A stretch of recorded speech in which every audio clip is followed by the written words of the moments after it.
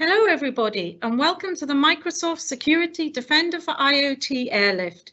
My name's Catherine Rooks and I'm part of the Microsoft Security team supporting business partners here in EMEA for building services, enablement and go-to-market across our portfolio, but focusing on incubation solutions, of which Microsoft Defender for IoT is a key one, which you will hear all about today.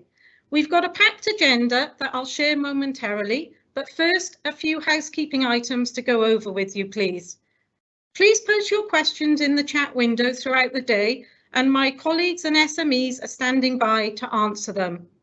We'll be sharing out the recording and the presentation decks to those that have registered after the event. So if you've joined us today without registering, please do so now with the link in the chat window. Please be sure to adhere to the Microsoft Digital Code of Conduct that will also be in the chat window as well. And so with the housekeeping done, let's get things started. As a Microsoft solution, Defender for IoT is now the ripe old age of 18 months. And during that time, we've seen many solution enhancements, such as integration with Sentinel to send incidents natively, and the launch of our Enterprise for IoT solution, which is currently in public preview. On screen, you can see the agenda, where we'll cover topics from architecture to our vision to partner programs, and we expect to finish at around 6 p.m. Central European time. So on that note, I wish you a very enjoyable and informative session today, and I would like to introduce our first speaker, Yossi, to talk about the challenges in OT and IoT. Thank you, Yossi. Hello, everyone. Nice to meet you all. 1 second, I will share my screen. Perfect. So, my name is Yossi. I'm a senior program manager leading the strategic initiatives and technology strategies team in Defender for IoT group. My previous experience is coming basically from Cyberx, and that was 2 years ago acquired by Microsoft. And I worked before this in different also cyber and network security companies, focusing specifically on OT and ICS environments. Today, we're going to talk a little bit about the challenges that we can see in OT and IoT in networks and environments, and basically why they are a little bit different challenges that you're familiar from the IT world. Okay, so first of all, the world is going IoT and OT. IoT and OT security is actually the biggest cybersecurity challenge nowadays. From principal analysis perspective, a lot of capital was invested in mostly IT security solutions over the last years. And if IT security is basically matured in the last 20 years, IoT and OT still have very basic challenges that can cause this whole process to evolve much slower. But the thing is that although most security capital is invested in IT, majority of organizations have more IoT and OT devices in place than regular computers or servers, even if they are not officially an OT company. So looking at 75% of enterprises, they have more than about 5,000 IoT devices. And every IoT device is basically can be a weakest link in the chain that would enable an entry point into the organization. Also, COVID changed everything in the world.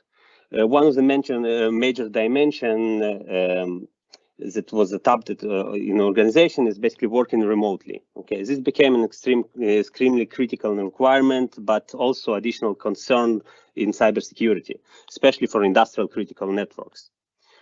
And basically, if we look at, let's say, 700 of 2,000 global companies, according to our market cap, there are companies that their core business is also in OT.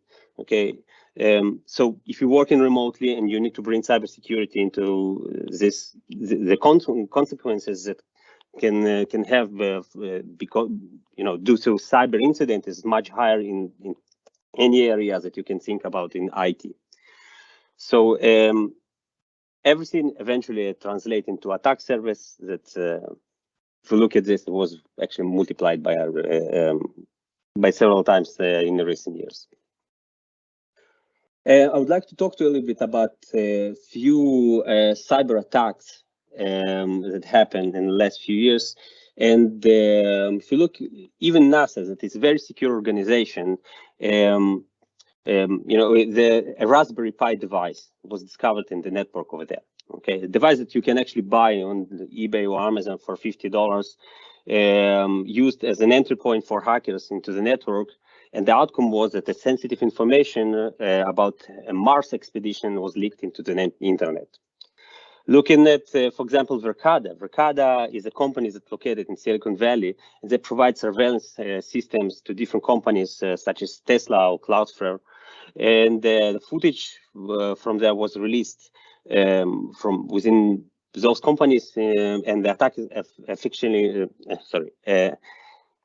actually captured those video streams by biometric identity of people, and basically it was leaked as well. But one of the most important attacks that I want to talk to you about is actually Triton.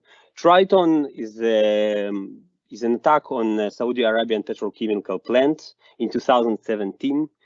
This was actually the first, I think, an attack that that the cause of this was actually to cause the damage and even the explosion of this site. Okay, it was a purpose-based attack specifically there.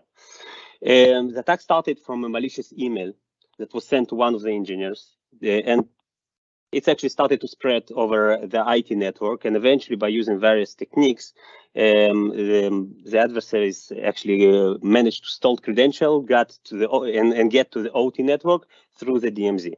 Okay, to control, scan that they have a Schneider Electric devices. Okay, to control of the network, and eventually managed to reprogram one of the safety controllers, SAS controllers, that that actually, you know, the purpose of this device is to manage the flow and the pressure of the oil in the pipelines. And they put a bug of a malicious code with malicious remote access Trojan code, and cause the device basically to change its parameters. Eventually, there was, you know, it was a lucky incident because, you know, when they reprogrammed the device restarted several times, and the attack itself was discovered, and nothing eventually happened. But the point in here that, you know, we see more and more attackers actually building malicious code and building a dedicated purpose-based attacks that even focus on the specific OT environment, OT equipment, OT protocols. And as you understand, you know, the purpose was to actually cause an explosion. So it's to harm human lives in here. One additional thing that I want to mention as well is this one. Okay, it's Oldsmar. It's a town in Florida. Okay, not far away from Tampa Bay. It's a small water treatment facility was accessed by an attacker using, you know, TeamViewer application that everybody is using over here. The attackers increased.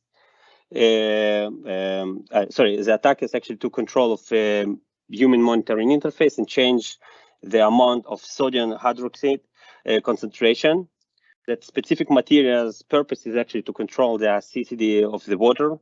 And we don't really have to be an expert in water technology and engineering to understand that if somebody actually toys with the composition of the water that people consume, it's actually extremely dangerous. In this specific case, the effect of this increased sodium hydroxide in the water could actually cause severe burns in the skin, irritation of the eyes, nausea, even severe chest and stomach pains, and even death. Basically, the main message is everything that digital eventually can cause a physical effect, okay, and physical problem in the organization. Now, I want to talk a little bit about risk itself. It's not just technical risk, it's everything is translated to business risk as well. Okay, your customers would like to protect their environment, not just from brand, but also to make sure that that there will not be financial losses in here. So if there is a safety environment incident, okay, there can be a compliance violation. okay, corporate liability and brand damage, okay, and definitely risk of human life, like we saw in Triton attack. A production downtime. This is something that I can tell you for sure. I talked to some of my customers, and I have customers say that if my production line would stop working for 1 minute, I will lose $10,000. Okay, so if you have the whole plant is shut down because of cyber incidents, it can cause a lot of financials for the customer itself. Okay, loss of sensitive intellectual property. Okay, reduced competitive posture, and definitely because we know that regulations in Europe like GDPR and other regulations can cause even personal fines and lawsuits to the organization. And eventually operational efficiency. Even if the site was not shut down, every operational misconfiguration can cause a slowdown in production and breaking equipment over there as well. So a lot of, cyber eventually translate to business. Now, let's talk a little bit about specific attack in Colonial Pipelines. This is a good example because basically this attack was focused on IT, okay, but the main gap was the people that actually did not understand what they see in IT and OT network. Okay, they monitor this, but they did not understand. They had no idea what is the current foothold of the attackers. They even where they got in the network and what was the impact itself. The attackers released a ransomware there that impacted computerized equipment that managed in the pipelines, and Colonial Pipelines held all the pipeline operations to contain the attack eventually. And this shutdown of the entire pipeline led to additional damage, such as panic buying and fuel shortage, etc. And just a few days after, Biden even signed an executive order to better protect industrial critical infrastructures in the US to try to prevent similar incidents. And just as a side note, this attack is currently considered to be one of the largest cyber attacks on critical infrastructures in the States until now.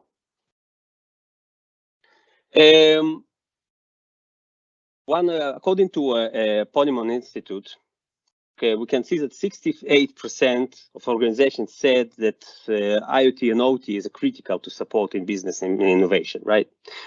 71% say that that they have a lack of device visibility. Okay, this is the number one priority in most of organizations we are talking to.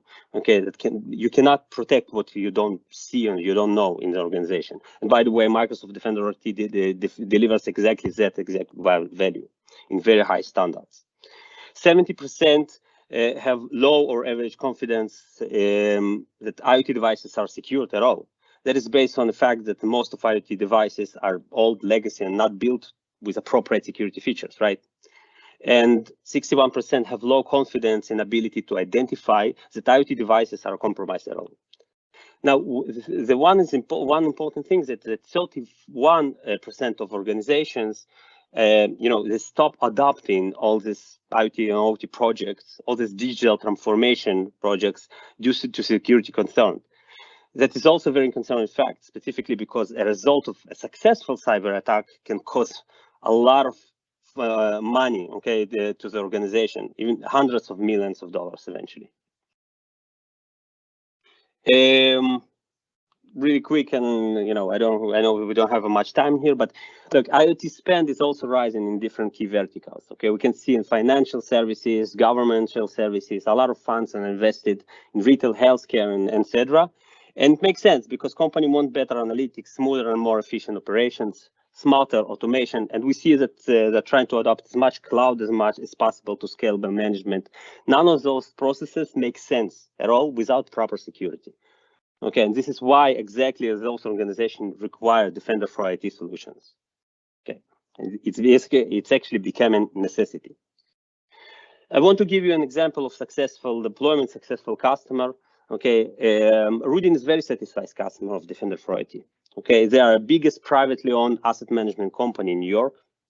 And this quote from John Gilbert, an executive vice president, that's saying that Microsoft Defender for IT immediately alerted to a policy violation in their skyscraper building management system in New York. And with combination with Sentinel SIEM and SOAR capabilities, we managed to prevent a major incident over there. Okay, lesson is about industry recognition, okay? Industry recognition, as an industry recognition, Microsoft have a very strong stand in IT, IoT, and OT security at all. Forrester consider us a strong performer, okay, for ICS security solutions. In Gartner Magic Quadrant, we are a clear leader in the industrial IoT with specifically Defender for IoT as a key streams over there. And in micro attack for ICS framework, in 2001, we scored the highest score in threat visibility. And finally, okay, just to conclude, Microsoft itself, it's not a product, okay, it's ecosystem of solutions. Okay, Defender for IoT is only a part of long list of purpose-based security solutions that Microsoft constantly provided to its customers. Based on feedbacks that our customers and partners, we know that we are not just best of breed solution in IT and OT, but we are a part of bigger concerns that its purpose to create an efficient and most advanced end-to-end incident management for any environment that you have IoT devices, OT devices. Thank you. And thank you. Back to you. And thank you, Yossi. For our partners listening today, you could probably see by the agenda, if you've joined us on previous airlifts, that we're trying a different format in terms of giving a lot more shorter presentations. So your feedback on if you like this format would be much appreciated at the end of the day, please. I'd now like to introduce our next speaker, Mia Sorde, who is going to talk to us about connecting the signal dots. Over to you, Maya. Thank you. Thank you very much, Catherine. One moment, let me just share my slides.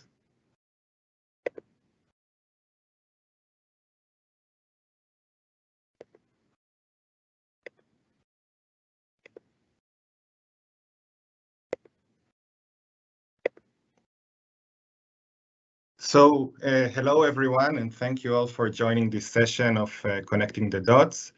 Hopefully you can all see my screen and hear me well. My name is Meir Saudai. I'm a part of the product management group at Defender for IoT. And today, actually, the agenda for this session is first of all discussing and highlighting some of the main Defender challenges, and especially the challenges that are related to the OT and IoT landscape. Then we will speak about how we can address these challenges together to achieve cybersecurity resiliency. And finally, we will connect the dots, meaning that how you can use Defender for IoT together with the Microsoft ecosystem in order to address these challenges, overcome them, and eventually secure your network. So let's start, first of all, in getting into the Defender's mindset. So when we're talking usually about the Defenders, usually they come with a hero mentality. They are thinking that they are going to fight the bad guys, save the world. But eventually their day-to-day job is usually going through endless logs in multiple systems, which is can be very challenging and very frustrating experience.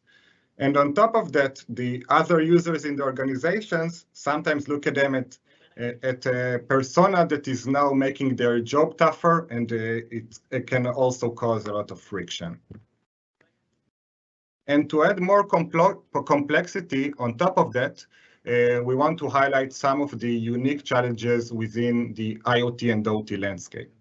So as Yossi mentioned in the previous session, IoT devices are usually insecure by design, meaning that they were built for usually a sole purpose, and this was to function well. And security is not always the top of mind when building and developing these IoT devices.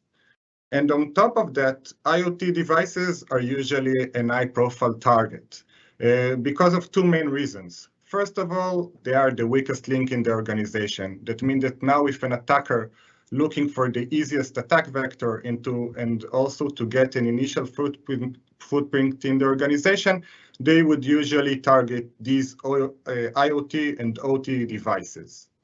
And the second reason is also to cause a business impact, meaning that if we are now targeting an IoT and OT device, usually it can cause a business risk, business shutdown, and even casualties in some cases. So what are the main challenges that we want to address in order to make the life of the defenders easier? So first of all, it's the quantity. We are aware that the world, and especially IoT and OT devices, are more connected between them and also connected externally in order to make the organization more efficient and enable them to perform this digital transformation in order to increase its efficiency.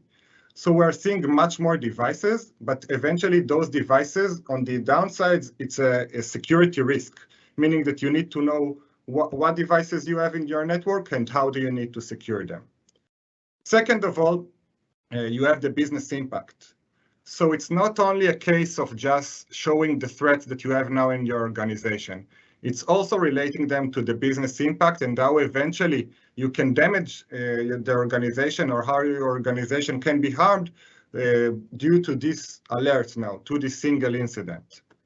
And the last thing is the ability to triage. We want to allow our users with the ability to take all of this information, translate it into insights, and eventually, by seeing these insights, we want them to have the ability to triage eventually, so they will know what are the most important risks and critical risks that I now have in the organization that I need to take care of immediately, and what other risks I have that might maybe postpone or maybe create or establish a longer-term plan in order to secure them. And eventually, when we take those challenges, we want to address them within our strategy, within Defender for IoT security strategy. And first of all, let me say that Defender for IoT addresses two main customers. The first one are the ones that are now using and implementing IoT and OT devices within the organization, within their networks, and they need to secure them. And the second type of users are the ones that are now building IoT devices and need to secure them from the development stage. So we have several layers that we are focusing on when we're creating our strategy. So if I'm going from top to bottom, the first of all is to enable the organization and your customer SOC, meaning that we want to have the perception that you need a unified SOC in order to have a complete visibility to all of the threats that you have in the organization, and enable your SOC also to address those OT challenges. So this is something that will provide you the most efficient mitigation and capability to secure your organization. Second of all is the fast time to value. We're seeing the IoT and OT security as a project, and we're seeing that the most important step during this process is the deployment stage, meaning that once you're starting to deploy this system, we want you to receive value as fast as possible. So from the moment of deployment, within a few minutes after deploying Defender for IoT, you can already see which devices that you have in your organization, and then provide you and enable you with the ability to secure them as well. And finally, the other layer is also to address device builders, meaning that if you're now building an IoT device, we also want to provide you with a built-in security capability in order to address and secure those devices along their different life cycles. And when we speak about securing your IoT and OT devices, these are the type of devices that eventually we are securing. So if we're going left to right, we started with our micro-agent perception, meaning that we want to secure a dedicated IoT device, whether they're in the medical areas or other automotive and so on. So we have a dedicated IoT agent in order to secure these devices. We also have our network sensor, meaning that we have an agentless, non-invasive agent that is securing now your manufacturing, your production lines within the OT or industrial control systems, and also their ecosystem. So as we mentioned, now the devices are getting more and more connected. You have IoT devices in the OT network, you have IT devices there. So all of the networks are being converged and the boundaries are getting blurring between them. So we want to secure also the IoTs that you have in your OT environments and plants. And also we want to secure your corporate network, meaning that if you now have an IP camera, you have smart TVs, you have alarms and so on, we want to secure them as well, even if they are now in your enterprise IoT corporate network. So eventually we want to provide you with an holistic approach to secure all of the devices within your network. And on top of that, and in order to provide you with the most comprehensive image of the threats that you might have now in your organization, we are relying on Section 52, our research team, and eventually we have two layers in order to implement this threat intelligence capability. The first one is, of course, analytics and analyze all of the different data. But the main thing that I would like to highlight here is eventually the enormous amount of signals and data that we are now collecting through our ability to be a part of the Microsoft research team, our collaboration with the different research team within Microsoft, and eventually utilize the enormous coverage that Microsoft has worldwide in order to provide you with the complete image and all of the threats that are now related to IoT and the OT landscape. And eventually, here is how it looks like in our system. We take all of the information that is now related to your organization and the different devices that you have. So whether it's IT devices, IoT devices, and OT, eventually all of these devices and all of these insights are being displayed and unified within a single pane of glass. And then you will have the complete visibility to which devices you have in your network.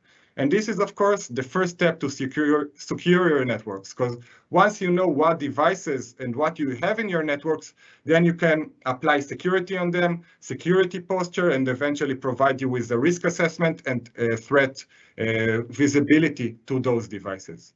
And of course, even though we are converging them, you will also have the capability to slice and dice. So if you want now to focus on a specific site or a specific production line, you also have the ability to do so, and also to maintain within context and to provide you with a focused experience to do so as well. So let's go back on how eventually we are connecting the dots. So at the beginning of the session, we talk about the challenges of the Defender. So I will now want to get back to that. So eventually, one main disadvantage that the Defender has is that even if they're looking now on a singular place and they're securing that as best as possible as they can do, eventually the adversary have the privilege to look at the entire network and eventually to pick the weakest point in the network that they can now eventually exploit and take advantage. So this is the main disadvantage that we now want to address and eventually enable our users to secure their network, and especially when it comes to IoT and OT devices. So the different users that we have in our system and we want to eventually enable to use and secure the networks are, first of all, the SOC and the OT engineer. Those are two different users that are coming from different mindsets. Each has its own different challenges. Usually the SOC is coming from a more IT background, and the OT engineer coming from a different perspective that he just wants everything to continue to work, and security is not always the top of his agenda. So eventually our goal is that they will have an efficient collaboration together. And it starts with speaking in the same language to understand what are the main threats that they have in the organization, and eventually to know to collaborate efficiently in order to mitigate all of the threats that they have in the organization. And also one key user that we have and using our system is the risk manager or the CISO. And eventually, by using our system, we want to provide him with the insights of what are the most critical threats that you now have in your organization and what can be addressed maybe as a longer term plan and make it much more hardened, your network hardening, in order to make it much more difficult and challenging for the attackers in order to exploit your network. So eventually, how do we look at it and what are the main principles in Defender for IoT? First of all, we look at it in an holistic approach, meaning that we're seeing it as a one platform, that this platform can provide you with different set of solutions for each and every IoT and OT requirement that you might have.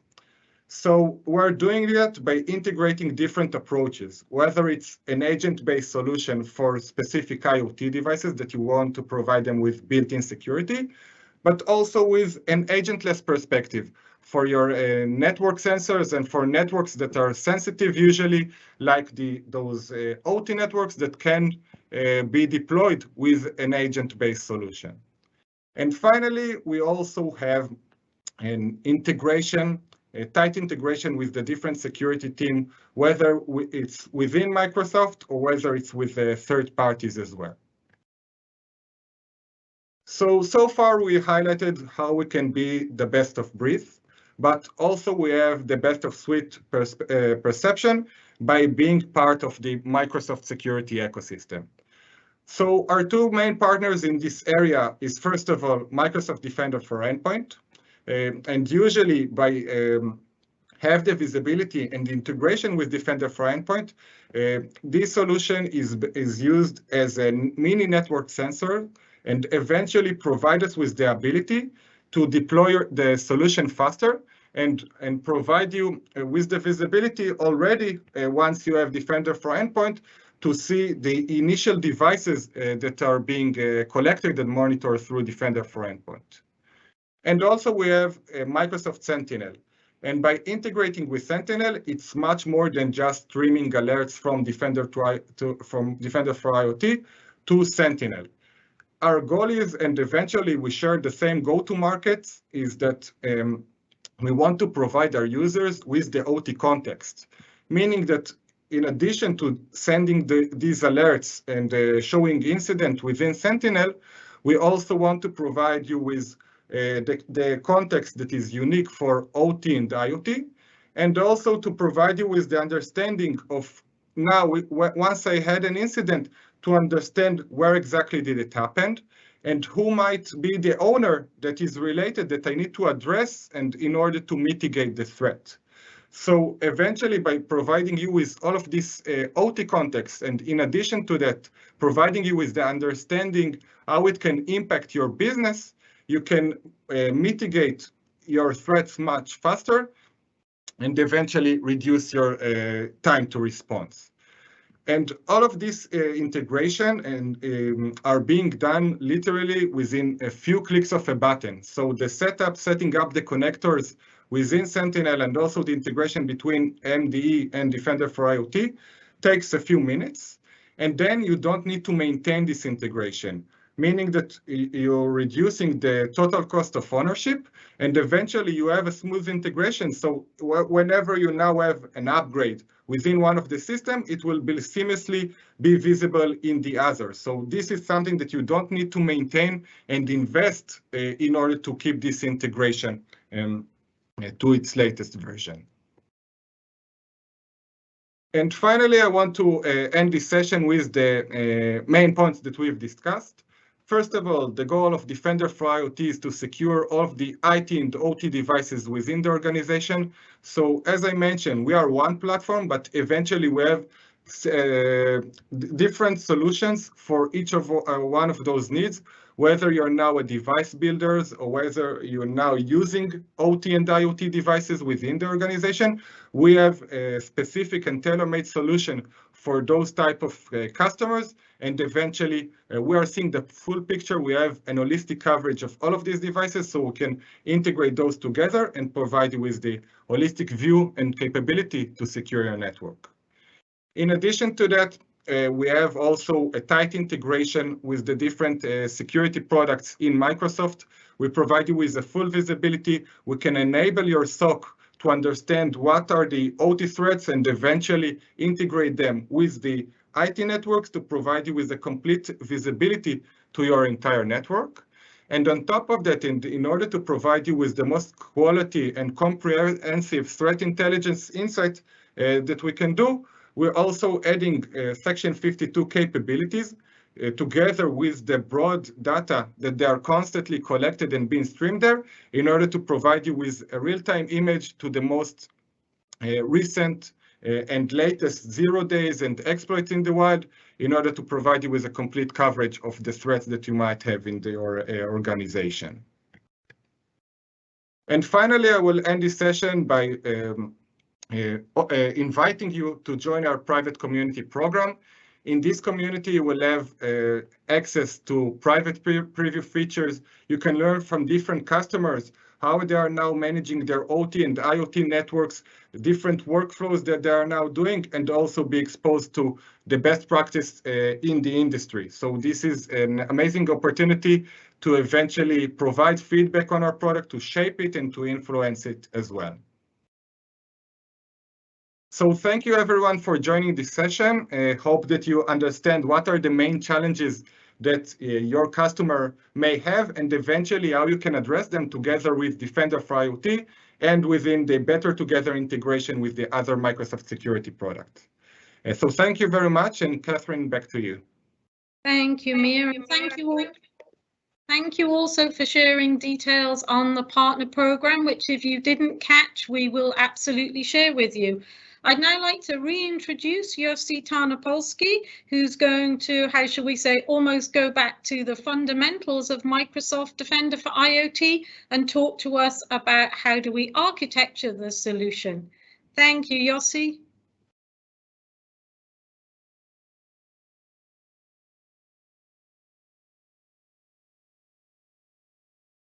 Yossi, I think you're on mute. Oh, yes, I am. Yes, I am. Thanks. Sharing my screen again. Thank you all again. I'm again Yossi Tarnopolsky, Senior Program Manager in here. One of our roles, previous roles in Cyberix, I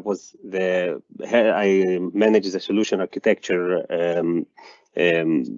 team. So I'm going to talk a little bit about the concept that we have in Defender for IoT and how basically our products specifically integrated into the OT environments.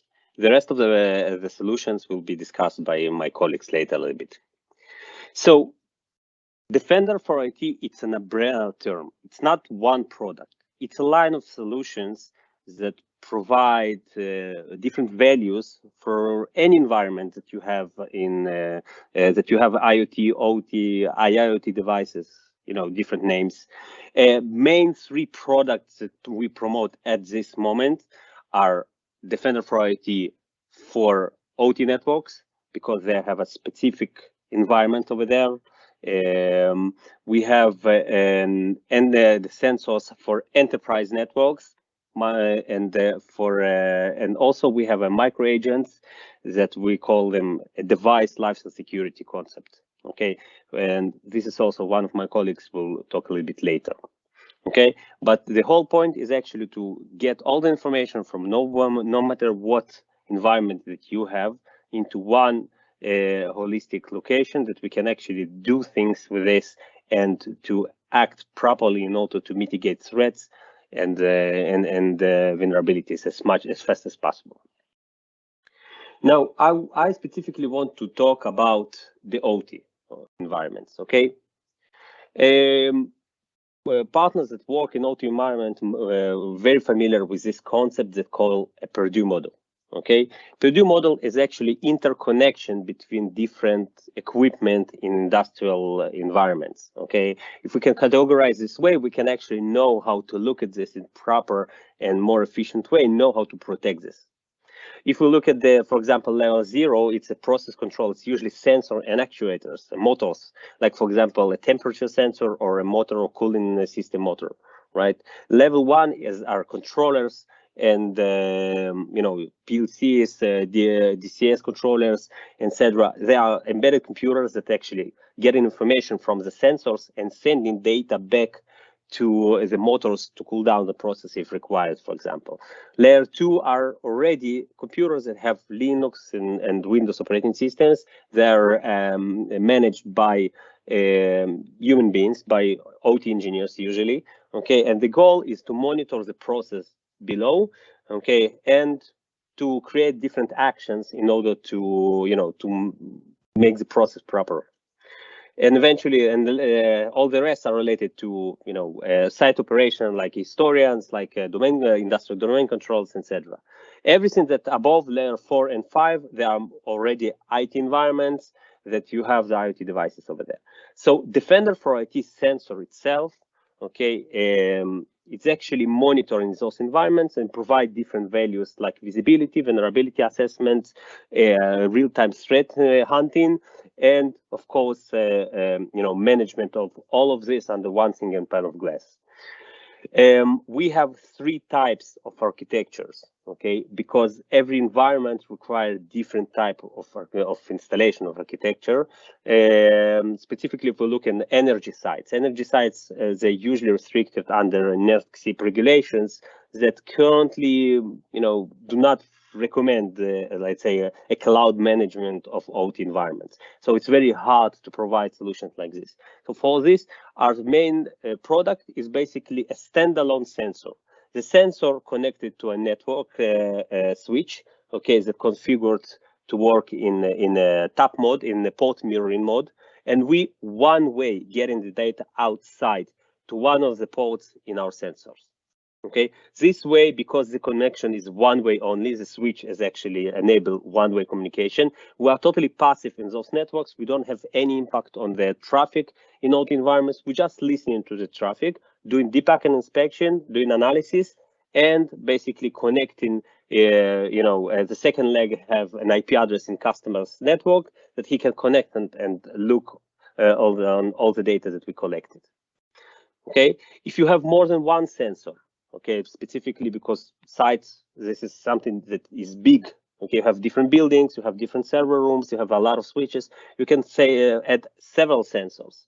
Each sensor will get this information, and you can also install a local central management console that will segregate all this, aggregate all this data into one graphical interface. Okay, that can be located even, if the organization is big, remotely in data center, but it's actually stay all inside. And the last one is actually, and you of course can connect this to a local SIM. The last one is a cloud connected offering. Okay, basically the same sensors can be connected to a cloud as well. Okay, it's or just connected to a cloud or in parallel to a local central management. One is not disturbing the second activities. So you can use both. And the cloud connected will provide a lot of values like threat intelligence updates, real-time threat intelligence updates, software updates. So if you have an organization with 20, 100 sensors, it's very easy to upgrade everything from the cloud and provide different updates for this. Okay, and plus all the information going to customer tenant, so you can actually work and do different stuff with this information. Okay, like create different reports, the Power BI dashboards, etc. Okay, and if it's actually also connected directly to Sentinel, okay, Defender for IT will send data to Sentinel. You can also create different logic apps and playbooks that we're already working with Sentinel to create those ones that will be available for our customers, and even create different action rules in order to mitigate incidents if required, like sending a policy to a local next generation firewall to block some kind of event. Okay, this is the main architecture of the OT sensors. Okay, the ways that we actually connecting to the environment to SpanPort, usually we have several ways. First of all, through, as I mentioned, a managed switches. The most managed switches have a capability to configure what is called a port mirroring. Okay, so Basically, everything that will go through that switch will be monitored through a dedicated pod that will be configured as a pod mirroring, and the data will go one way out of the switch to our sensor. Okay, usually this is the most common way. 95% of our customers using this because it's easy, it's fast, and no complications. Okay, there are additional ways to get data remotely from switches called RSpan or ERSpan. This is something that we also help our customers. We have recommendations in our documentation, so customers and partners can use the remote connection of data from different environments into one sensor that's located in a server room, okay, from different switches.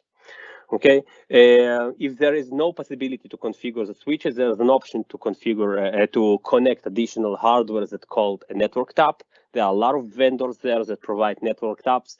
The point of network tap is actually to get in line and to copy the traffic that's going through that line to third parties, that in this case our sensor.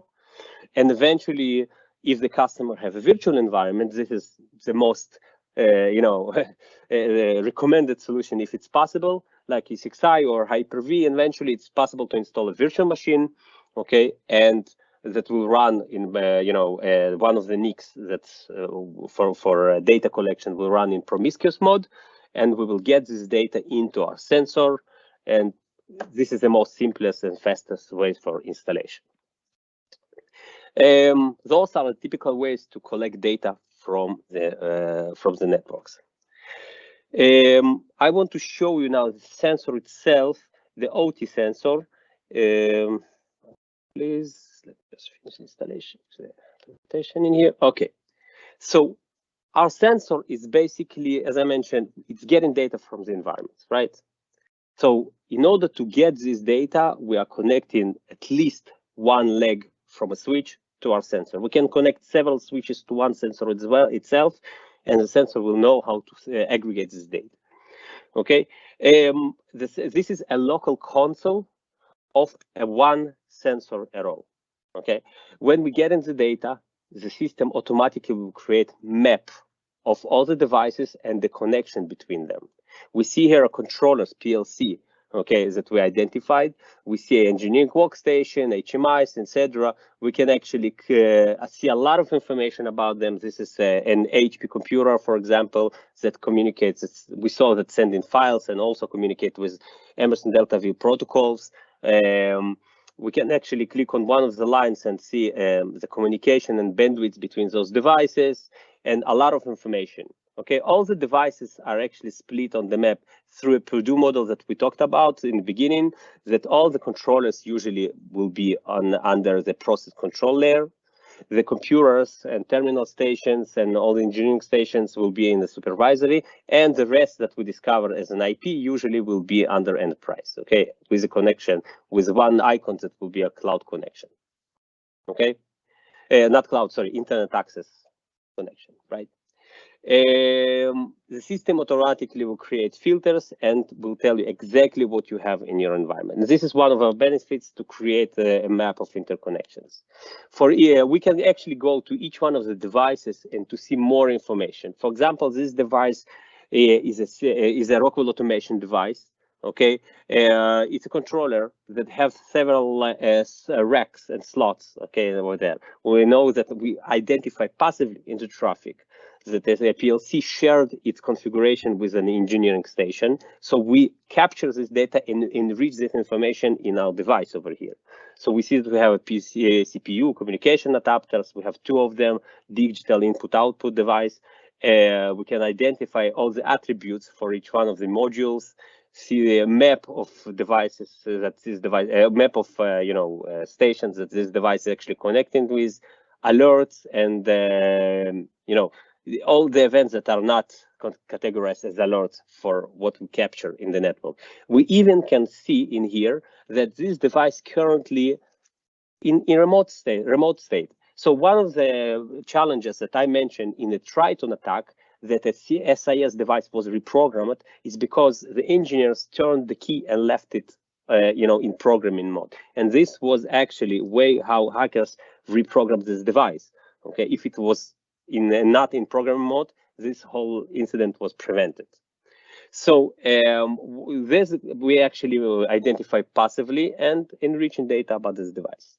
Now, all of this information is also presented as a spreadsheet, as a list of devices with all this that we actually discovered, okay, and can be exported to third-party systems like ServiceNow, for example, if your customer are managing assets in CMDB or something like this, right, in any other systems. Okay, so this is the first way of providing visibility. Okay, the second is basically real-time monitoring. Okay, so we have 5 engines of anomaly detections. Okay, I think I can actually see those engines. 1 second. Yeah, here it is. Okay, I will zoom it for a second. Okay, we have 5 engines of anomaly detections.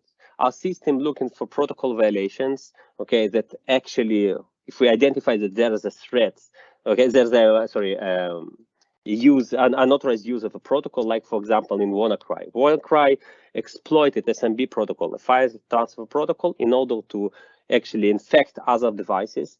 So it's actually put a malicious code into a reserved field in this protocol. So, you know, if our system will identify that a reserved field that should not be used is now in use, it's something that will trigger an alert and will show and basically identify different zero-day threats that don't have any signatures, for example. So it's very important. This is why we are behavior anomaly detection system. Policy violation, our system is mapping and baselining all the communications of the network. If we see a device communicating with, I don't know, a Siemens protocol to with other device, and then suddenly something changed, we see additional communication or a connection to different device, or even a command that was read becoming right now, we will create a policy violation alert, because this is not according to a baseline that we automatically created.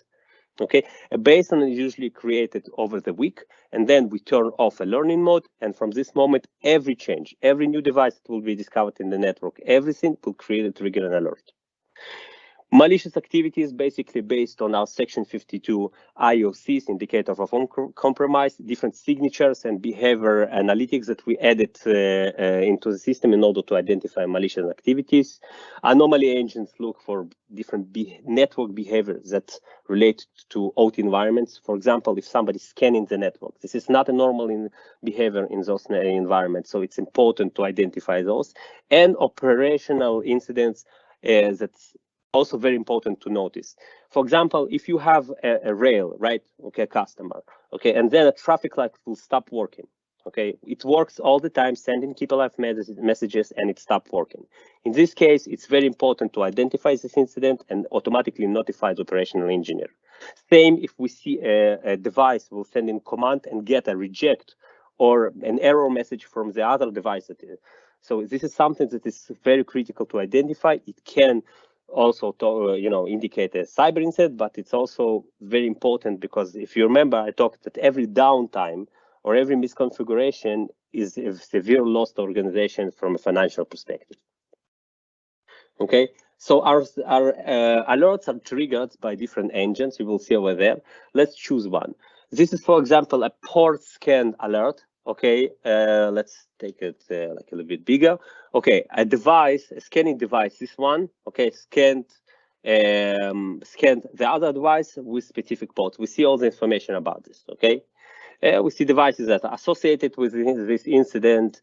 We have a recommendation, what we need to do, okay, initial recommendation, what we need to do to solve this incident. If this incident is normal, for example, the engineer aware that this device is doing scanning and this is okay by him, we can actually learn this behavior and we will not get alerts about this specific incident from this specific device anymore, okay? Because this is for us will become a normal behavior in the customer's networks, okay?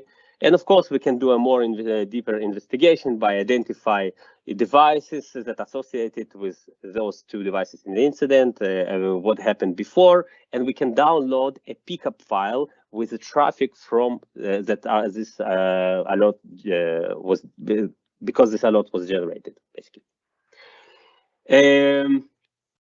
And of course, all of this information will go also to a cloud. This sensor is cloud connected and will go to Sentinel for additional analysis and insights, and will be correlated with other alerts that can happen from IT, okay, or from other systems like Defender for endpoint, etc.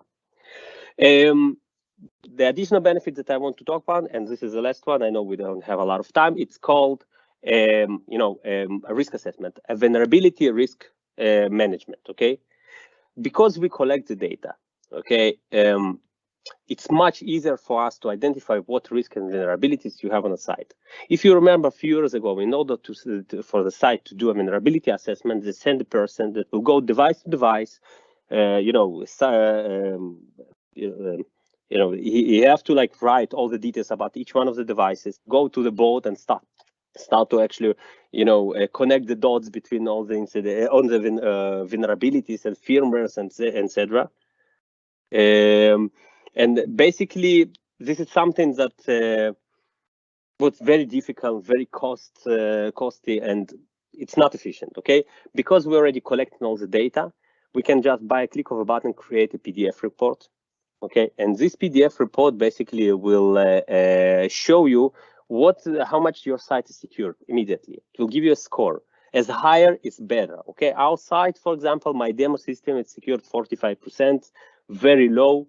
Okay, we can see in the same report how much devices, what type of devices do I have, what attack vectors. I will talk about this in a second. How much unauthorized devices we have, internet connections, connection between different subnets. This is very important today because a lot of discussions are around zero trust, protocol problems, and etc. Okay, and plus eventually, okay, it ends with mitigations. So if I will go down a little bit to more detailed report, basically for each, we are creating a report for each device, given a score, tell you what are the vulnerabilities that we discussed.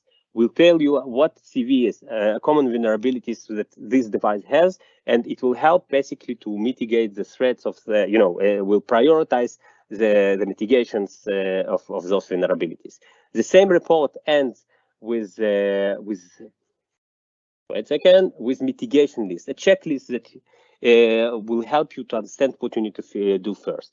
So, for example, in here, we have malicious indicators. If we will fix those, the total score, the 45% that we saw at the beginning, will be increased by 8%. Okay, easy. Now, it's not just this. Okay, we have all these vulnerabilities logged.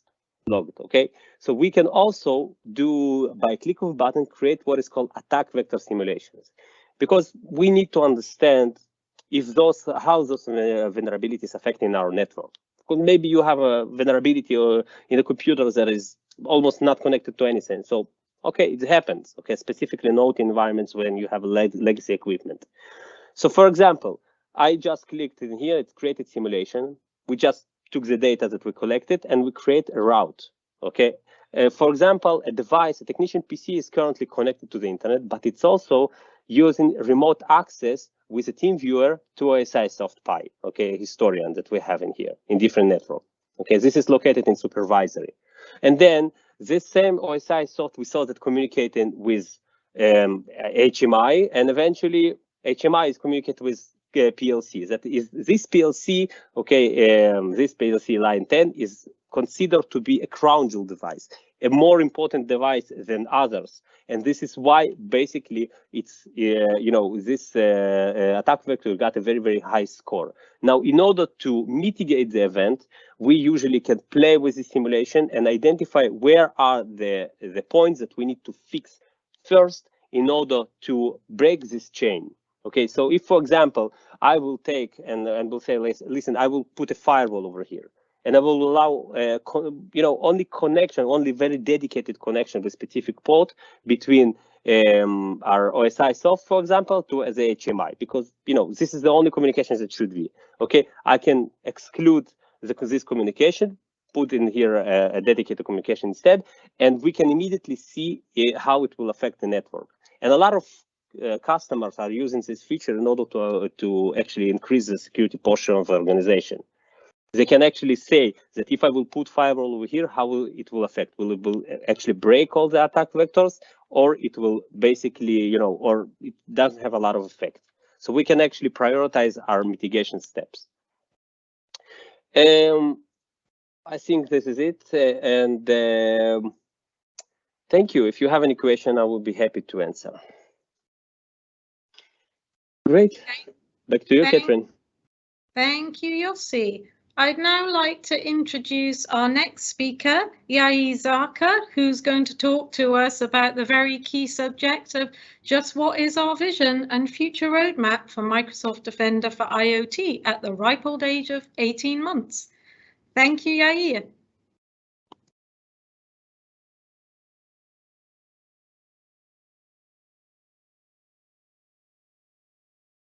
Right, I was muted. Let me know once you see my presentation.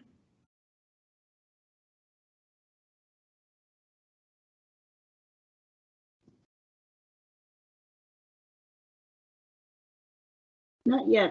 Yeah.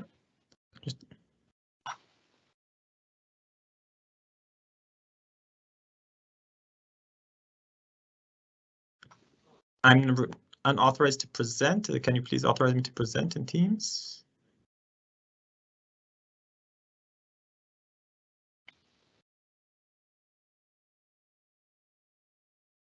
You should be able to present. Give me a second here.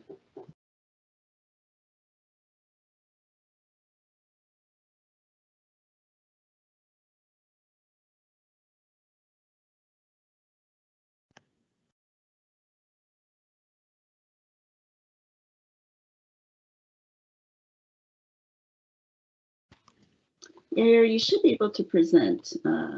Okay, let me just try doing something a bit.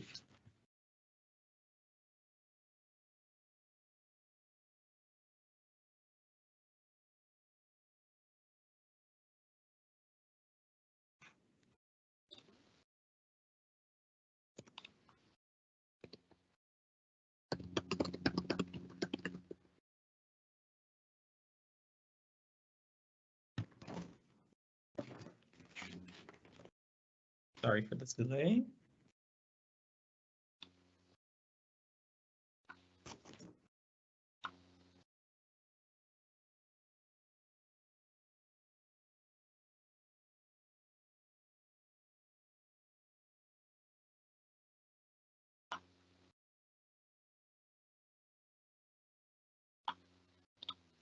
Thank you for your patience. I think I figured it out.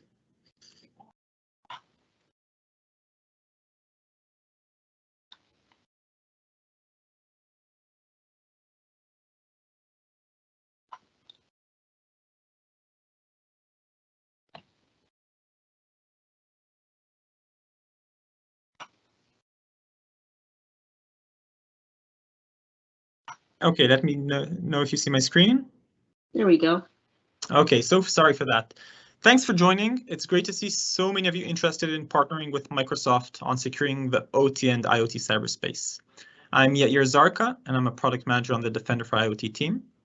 With me in the chat are a few of my colleagues, so I see you've been asking questions. Feel free to ask more, and we will all do our best to answer promptly.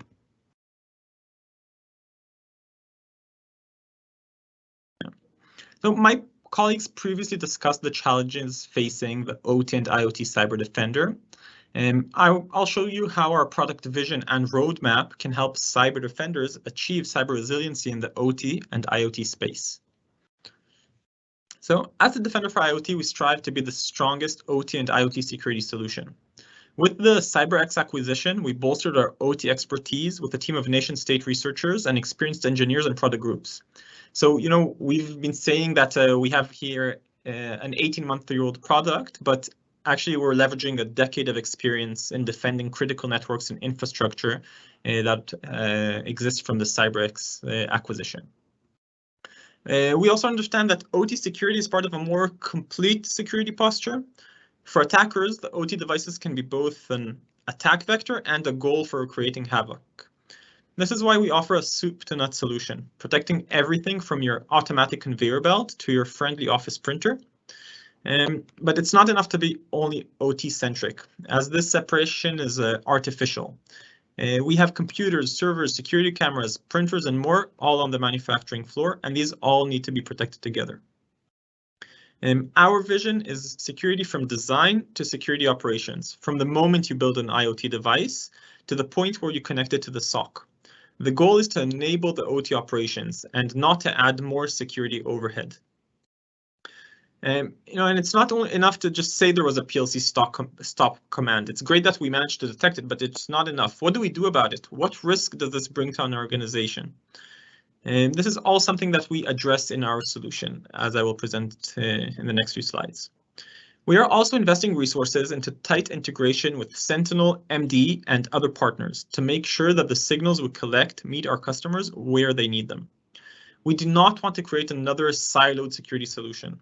The customers don't want to be hiring more people for the SOC just because this is an IoT and OT security project.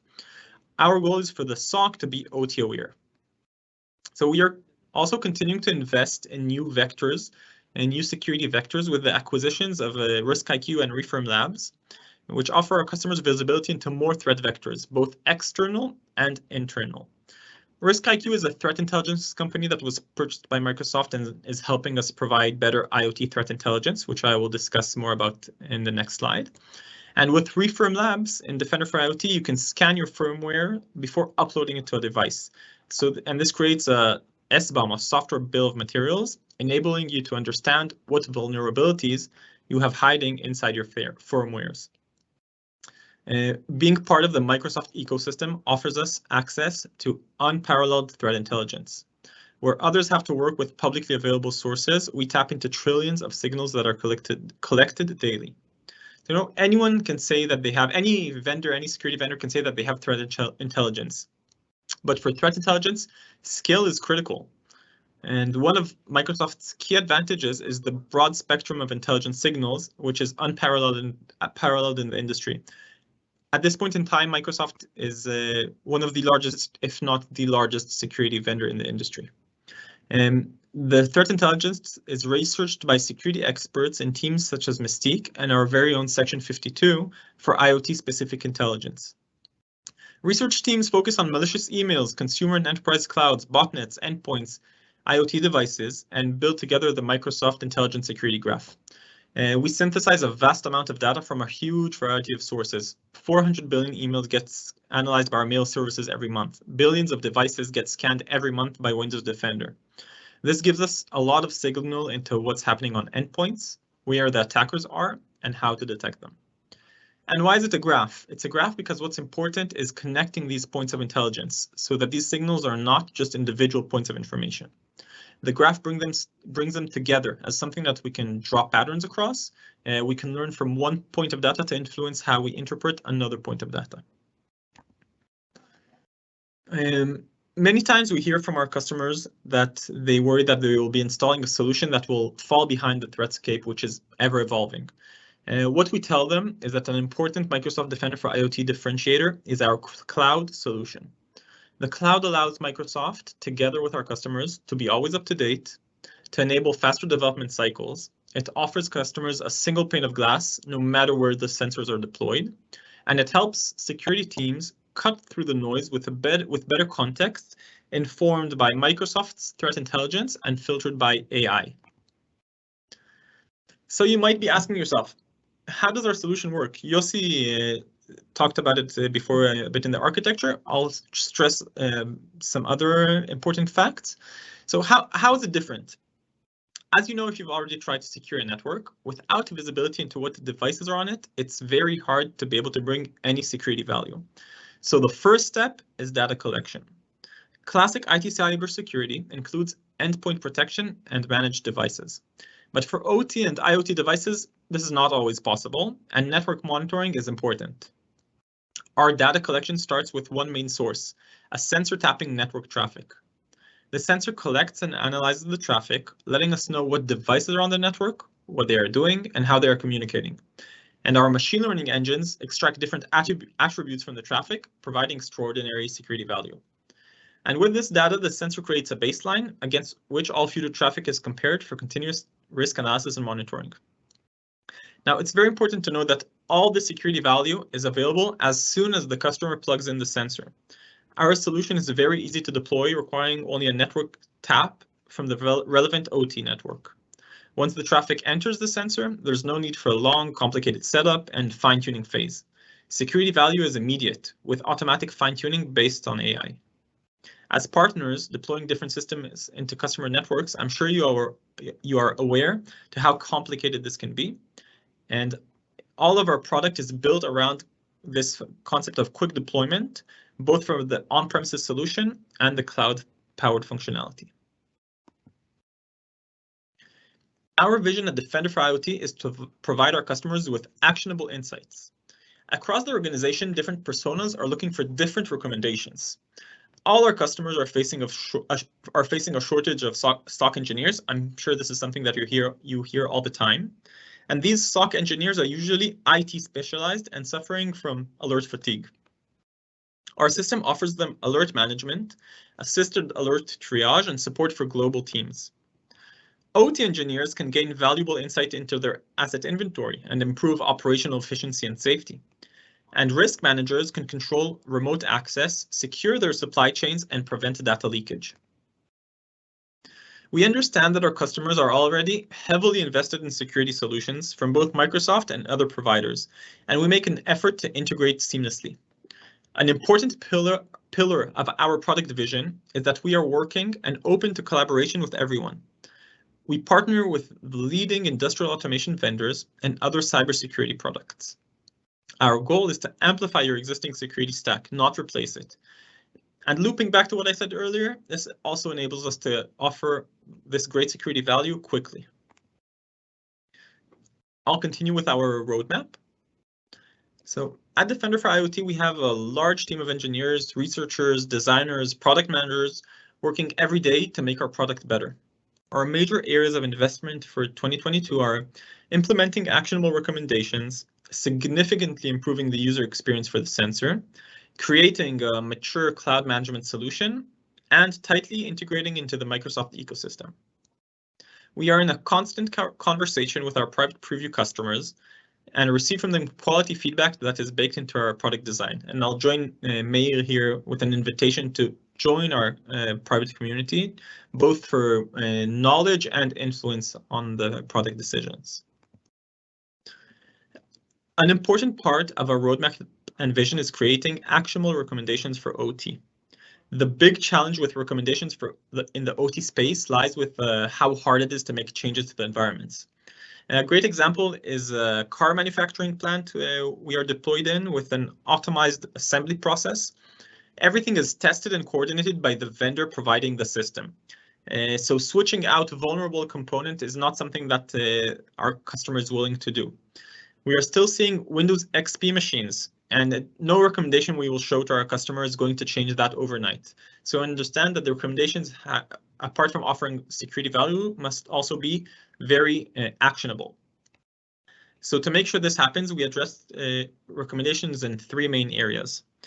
For zero trust policy, we have recommendations regarding unauthorized network communications. And we have OT-specific safety and operation recommendations like device misconfiguration or a recommended change in a PLC key state. And finally, recommendations to mitigate threats created by remote access. We've recently redesigned our sensor, and we put the focus on insights instead of data, and significantly improved performance. We are now also compliant with the highest accessibility standards, ensuring that we are compatible with various accessibility regulations. This is the overview page of our sensor with all the important insights available straight away. You don't have to go looking through the different screens until you find what you need. You can see the status for all your different interfaces and confirm that you've deployed the sensor in the correct part of the network. Our inventory is security oriented, showing CVEs and threats and unified for the organization across IT and OT. You can choose to look at your inventory at a higher level, or dive into the deepest details with information for each backplane device. We understand that managing a fleet of hundreds of sensors, as some of our customers do, can be complicated. To make our solution easier to deploy and operate, customers are able to configure sensors in bulk directly from the cloud. One of the great use cases for cloud managed sensors is an MSSP we work with sites across all the US. They have sites of different types and different sizes and spread out in virtually all the lower 48 states. So instead of maintaining VPN connections to each of the separate sites to be able to, manage, update, and edit any relevant settings, with cloud management, they can do all of this from one single point in the cloud. And now with the possibility that we are adding for a remote upgrade, they can also remotely upgrade these sensors and keep them up to date with the latest security value much easier. Our threat detection policies are based on business impact. We find that alerts are relevant when use assets are detected, for example, or when a device disconnects or a remote connection is created. We also bridge the IT and OT knowledge gap with simple instructions to OT engineers to reduce mean time to resolve, and with MITRE mapping for the SOC engineer to better understand the context of the alert. We understand that each customer operates a bit differently and has different needs. And to empower our partners to meet their security obligations, we integrated dashboards into both the cloud and the sensor. Customers can choose between dashboards provided out of the box by Microsoft or customize and create whatever dashboard they need. The last item on my agenda is our very tight integration with Sentinel. My colleague Liran will later dive in depth into the value we bring with Sentinel, but it's also a major part of our roadmap. Together with the Sentinel team, we are creating a unified IT/OT SOC that can significantly improve security operations across the whole enterprise. Threats are continuously monitored and mapped to the MITRE ATT&CK framework for easy collaboration between different stakeholders.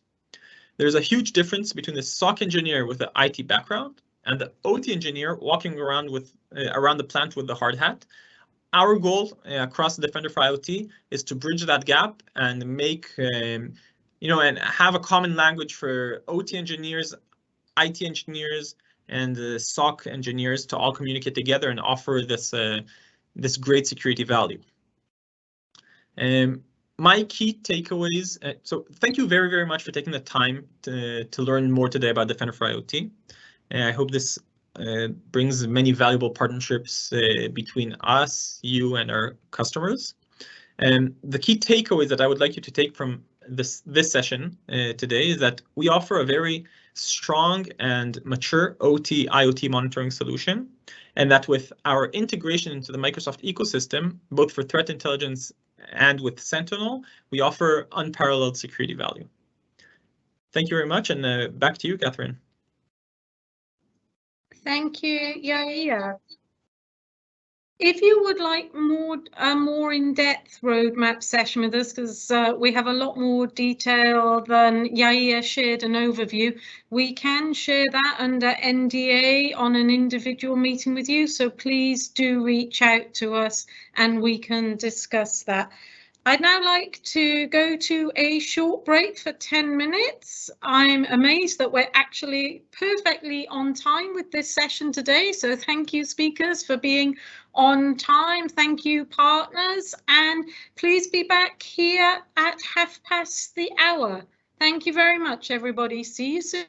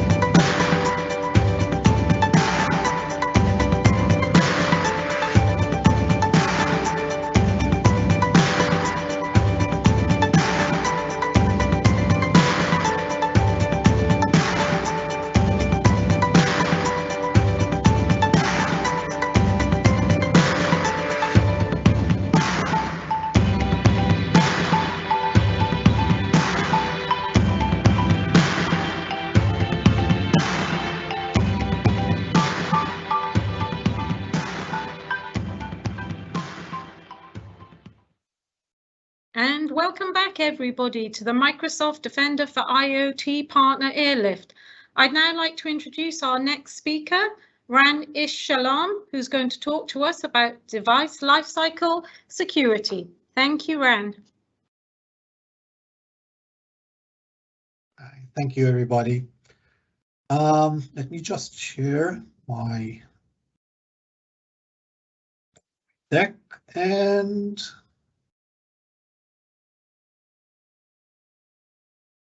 good. I think everything is in order, right?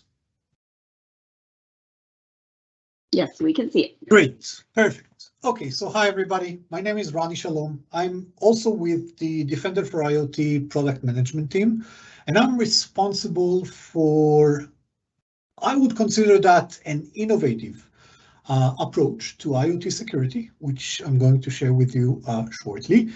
We call it device lifecycle security. And what I'm here to discuss with you is, first of all, to explain to you what device lifecycle security is all about, and talk about how we can shift left IoT security. So let me take a step back, maybe, and actually look at the market. And I want to share with you some insights that we found, through surveys of our existing customers, through surveys, market surveys that we engage some other companies to help us get this market feedback. And it's very much, across the board, regardless of which analyst group like Gartner and many others.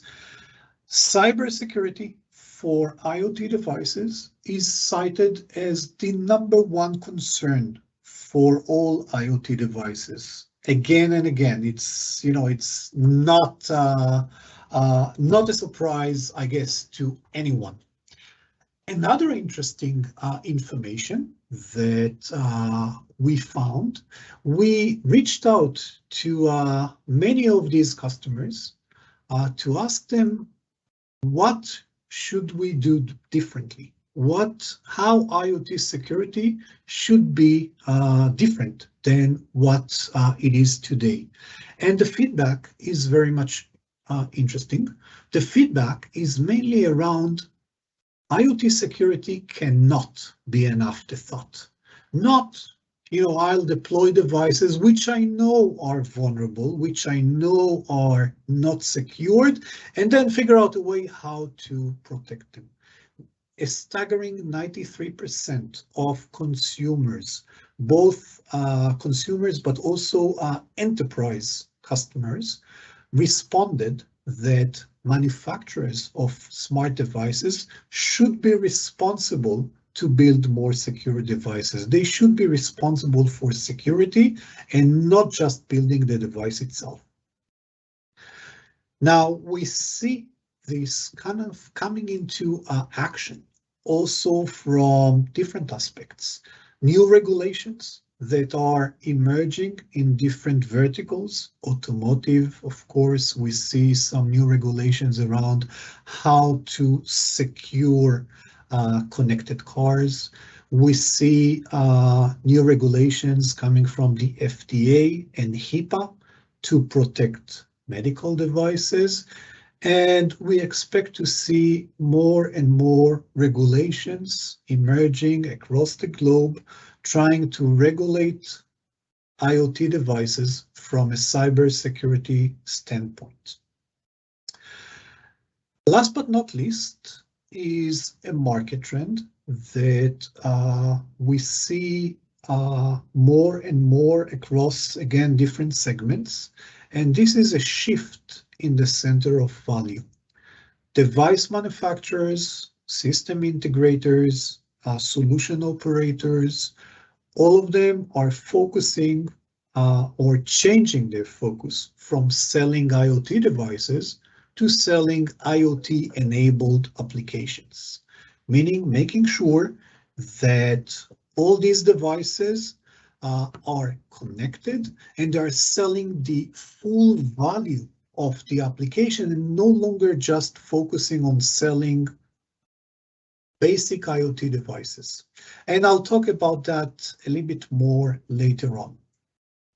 But based on all this feedback, what we want to do is rethink IoT security. Maybe what we're doing up until now is good, but not good enough. And we wanted to take back and rethink what we can do better to provide better security to IoT devices.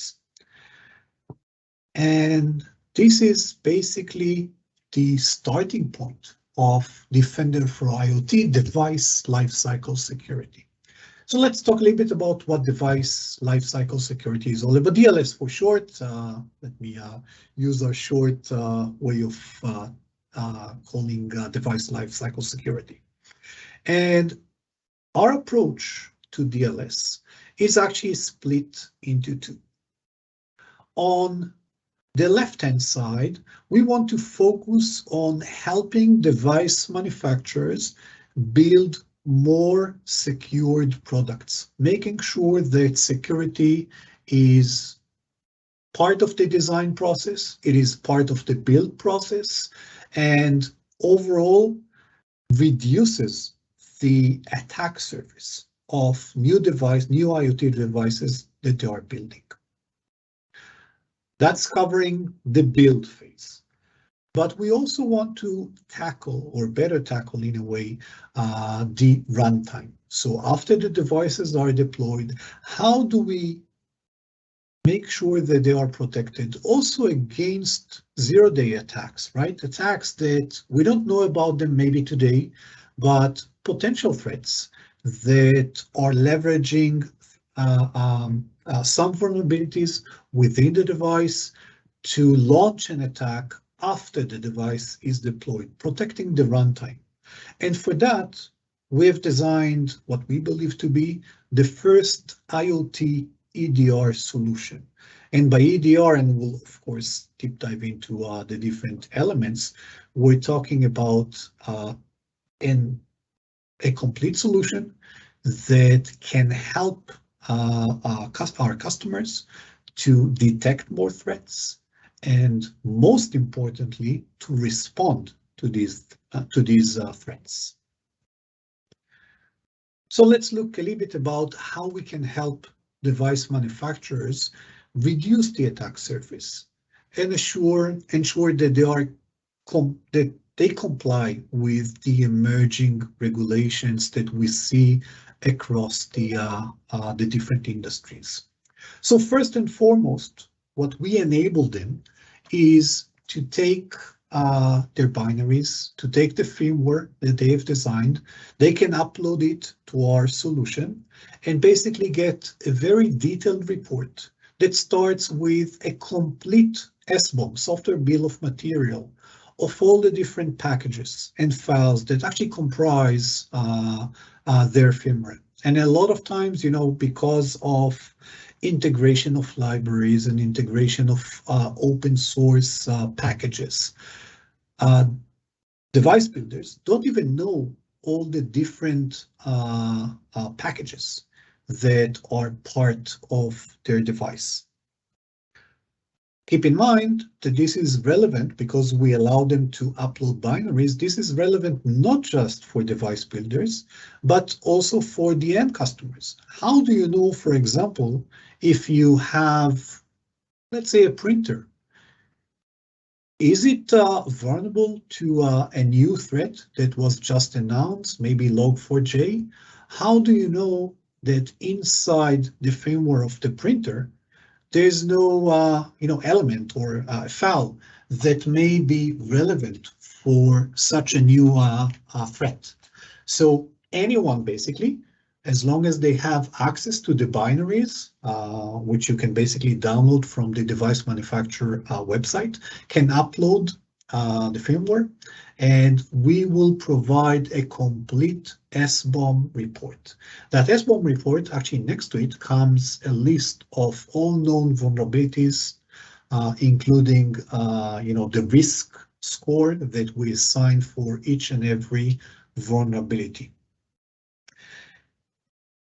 Next to that, we offer device builders the ability or a list of recommendations of how to build more secure devices, what they can do better to remove some of the vulnerabilities that we detected and to reduce the overall attack surface by eliminating those threats during the design phase. Therefore, they can actually build and manufacture devices which are more secured. We also offer them through our capabilities of code analysis. We alert them on a long list of potential threats, from expired credentials and integrated into the code crypto keys and weak credentials that are part of the default, for example, default credentials for the device. There's a list of potential threats that we can help them and alert on these issues ahead of releasing the product to the market. Another capability, which is part of DLS, is system integrity monitoring. Basically, this is a solution that is a hardware-based integrity test that makes sure that the device that is being deployed by the user is exactly the same device as was manufactured by the device builder. We can help them secure the boot process, making sure that vulnerabilities like boot hole and other exploits that can take place before boot, we can alert on that and make sure that the devices that may have been somehow compromised are secured, or at least the SOC is alerted that something is wrong with the device, something has changed. We continue to monitor the integrity of the device and can help alert, again, the SOC for any exploits that may have taken place at any point in time. And of course, the more important part is mitigation. We'll talk about it later on. So up until now, we talked about how we can protect the device during the manufacturing process, during the design process, making it more secured by design. Then ensuring that the device, the way it left the manufacturer, this is exactly the same device and was not compromised when it is deployed by the end user. And now let's talk a little bit about runtime. So now the devices are deployed by the customers, and we want to make sure that we detect any runtime threat, as well as help either prevent it ahead of time, ahead of compromising the device itself, or provide the capability of responding to the threats that we detected. So for that, we first of all generate a comprehensive list of all the devices that are part of this solution. You get a full list of the different devices and in full information about these devices in terms of what is running, types of OS, firmware information. Everything is listed on a single inventory list that is available for you to monitor all the time. In addition to that, our on-device agent monitors everything happening on the device, processes, login attempts, lots of telemetry that we generate from the device itself. And keep in mind that since we run inside the device, we have deeper visibility into many more events compared to solutions that run outside of the device and basically can mainly monitor network traffic. In the integrated solution case, which is part of the IoT EDR, we have an agent running inside the device itself that provides us with deeper visibility. Deeper visibility allows us to detect more threats and, as important, allows us to respond to these threats. So if I detect, for example, an unauthorized encryption process, there's a very good chance that what we're looking at now is a ransomware that runs on the device. Since I am part of the device, that agent is part of the device, we can basically kill this process and prevent the malware from actually taking over the device, encrypting it, and of course, you know, the whole ransomware process that comes after. So DLS is based on as I mentioned, integrating security into the device itself. No longer running outside of the device on separate network sensors. We are looking to secure the device itself during the design phase, making sure that it's fully secured. We're helping to build faster development cycles because the entire aspect of security, which is becoming a critical element in designing the next generation of IoT devices, is now provided by Microsoft. These devices will be protected by our security capabilities. And because of our threat intelligence, scope of threat intelligence, because of our advanced threat detection capabilities that are based on generating the telemetry from the device itself, we can help you detect more threats. And as I mentioned before, as important, prevent them ahead of compromising the device and responding to them once the threat actually has been realized on the device itself. Now, I mentioned before, as part of the reasons that led us into building DLS, is that we also see a shift in the market.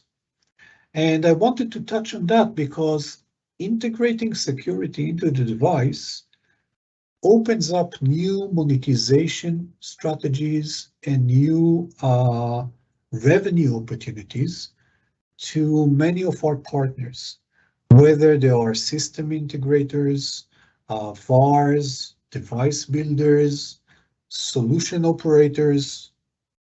Many different potential partners actually can now realize new revenue opportunities, starting from fleet management. And just to give an example, if you are, let's say, an elevator manufacturer, and you would like to provide remote service to all of your elevators deployed across, the globe, there's no way to address this use case today with network-based monitoring. Of course, the different customers will not allow you to deploy network sensors that basically see all traffic across the organization. It will generate too much noise, but it also creates a major security concern for those end customers. by integrating security into the device itself, elevator in this case, you can see just the elevator.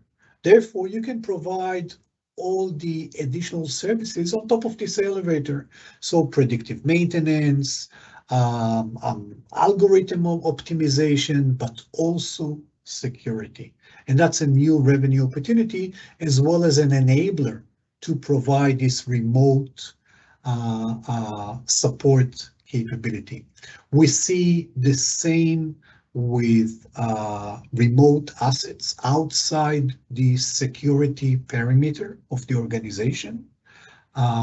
We can enable that again with integrated security and the ability to monitor specifically the device itself instead of a network.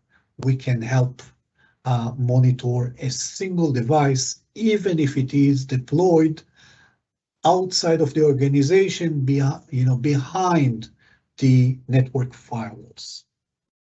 So extending support to new use cases also is a great opportunity to leverage the DLS concept and create new opportunities in the market as part of changing the concept of how to provide IoT security. So obviously there's a lot more to discuss, which I will not be able to get into too many details. But the whole idea is to provide you with a complete security design that can help you monitor specific devices, provide security across the board, and collaborate between managed and unmanaged devices, and overall build a complete IoT and OT enabled security operations that can cover the entire scope of your solution. And with that, and because time is up, I just wanted to mention that we are now taking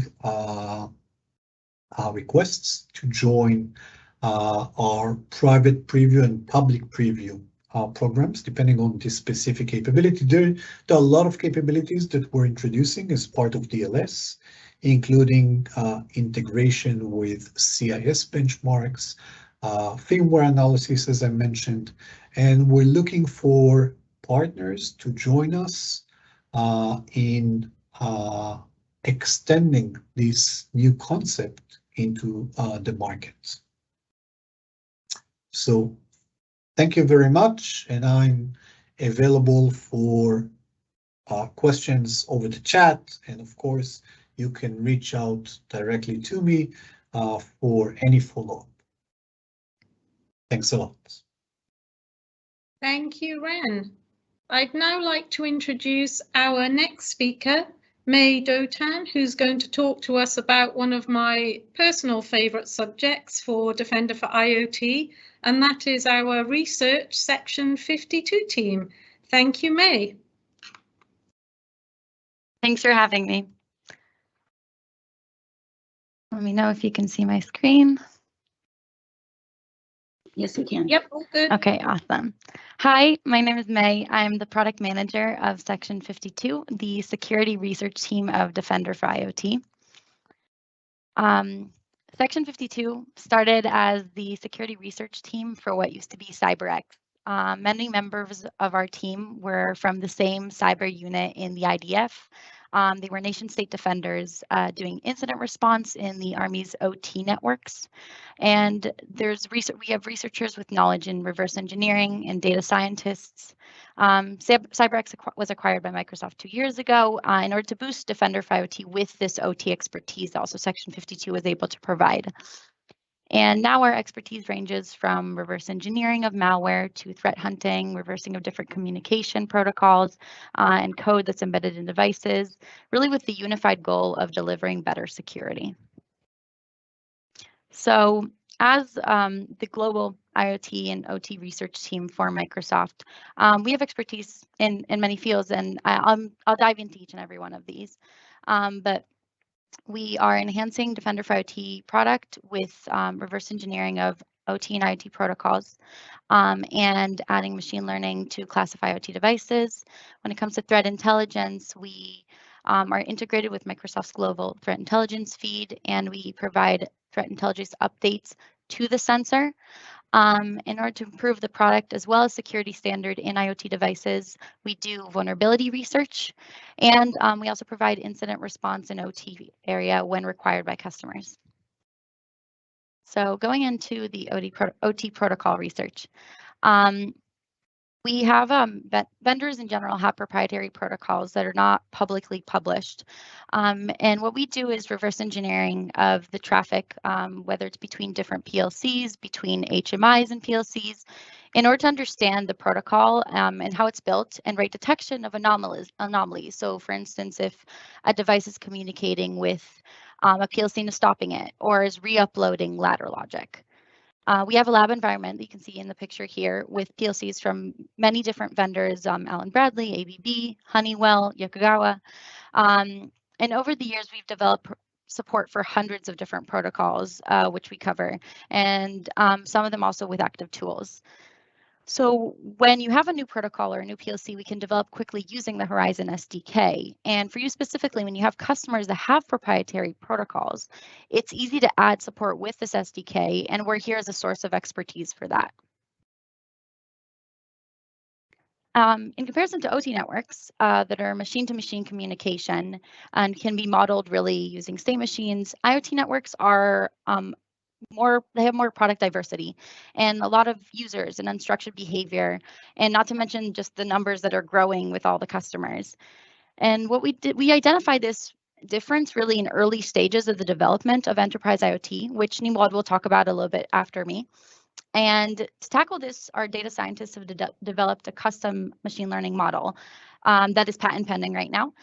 This model, this engine basically takes the data coming from the network sensor and extracts the attributes and then passes them through the model that outputs a profile for the device based on a combination of data. So with the example of Samsung with a Tizen OS could be a Samsung TV. We're continuously improving this model pipeline and expanding the database of device types to ensure that we're accurately classifying and providing specifications such as the model, the vendor, and other network information. So as customers with different unique environments are onboarding, we're improving that. So moving into our threat intelligence work. We have invested resources in being Microsoft's global IoT OT security research team and providing a lot of IoT specific threat intelligence. Our TI research is in several areas, including vulnerability research, reverse engineering of malware, identifying malicious activity, targeted at devices using the Microsoft signals. So in order to provide the best IoT related threat intelligence, we leverage Microsoft's vast threat intelligence feed to discover IoT vulnerabilities. So by being integrated with Microsoft's global TI feed, we can use basically the signals collected from different security teams and Microsoft everyday data from logs, from scanned URLs, from scanned devices and alerts, and all of this data that's not really available anywhere else, and it's only available to us because we're part of Microsoft and it has coverage over the world. So we utilize all this information, and every threat that's related to IoT or OT is streamed to us to Section 52, where we analyze it and provide insights and publications and integrate also back into Interflow into other products so they can see this TI feed. As well as also ensure that Defender for IoT gets up-to-date threat intelligence in its update packages. So also while we're reverse engineering firmware and software in order to understand the structure of proprietary protocols, we sometimes find vulnerabilities and responsibly disclose those to the vendors and help them with fixing the issues. So what you can see here on the right is really that we've disclosed tons of different vulnerabilities that have been issued CVEs by ICS CERT. So in addition to using the signals to provide the most expansive list of IOCs to Defender for IoT, we're able to use these signals also to find and track IoT malicious activity and campaigns that involve IoT devices. And we collaborate with a lot of different teams in our work. So just a few examples, we have Mystic, where we collaborate with them on joint operations, combining our IoT expertise with their signals to get insights about IoT threats. And with MSRC, as I mentioned, we responsibly disclose vulnerabilities and work with them to guide vendors through fixing their vulnerability and creating a set of recommendations to mitigate it. And if it can be exploited from the outside, so devices exposed to the internet, we can work with RiskIQ to provide indicators for these devices. So an example of one of our systems of threat intelligence is our pipeline in Azure. So I'll kind of walk through the different steps here. We take the information from any Microsoft signals, and we do IoT specific threat hunting. So signatures, logics, correlation with known CVEs. And one of the signals that we use a lot is honeypots. So we collaborate with Mystic to combine our IoT expertise with their signals and extract basically unique indicators for IoT devices. And we have specific handlers for CVEs where we can track the attack on an IoT targeted honeypot and find the tools that were used and what the attacker wanted to do utilizing the CVE. Then moving into the analysis stage, we have our own sandbox where we're able to run the commands that we see and investigate the malware and extract the different IOCs so that it's basically could be communicating with. We have an engine for code similarity, so we can look at samples and associate them with their malware families and find the ones that we really should be focusing on. And then all the interesting samples go into the investigation stage, where we have reverse engineers that are breaking the malware apart and investigating it and understanding how it operates. And then we move into the threat intelligence stage, where to protect the clients from future threats related to the malware, we issue detection rules and publish blog posts and continue tracking it. And as I mentioned earlier, if it can be exploited from the outside, then we work with RiskIQ to provide indicators for these devices.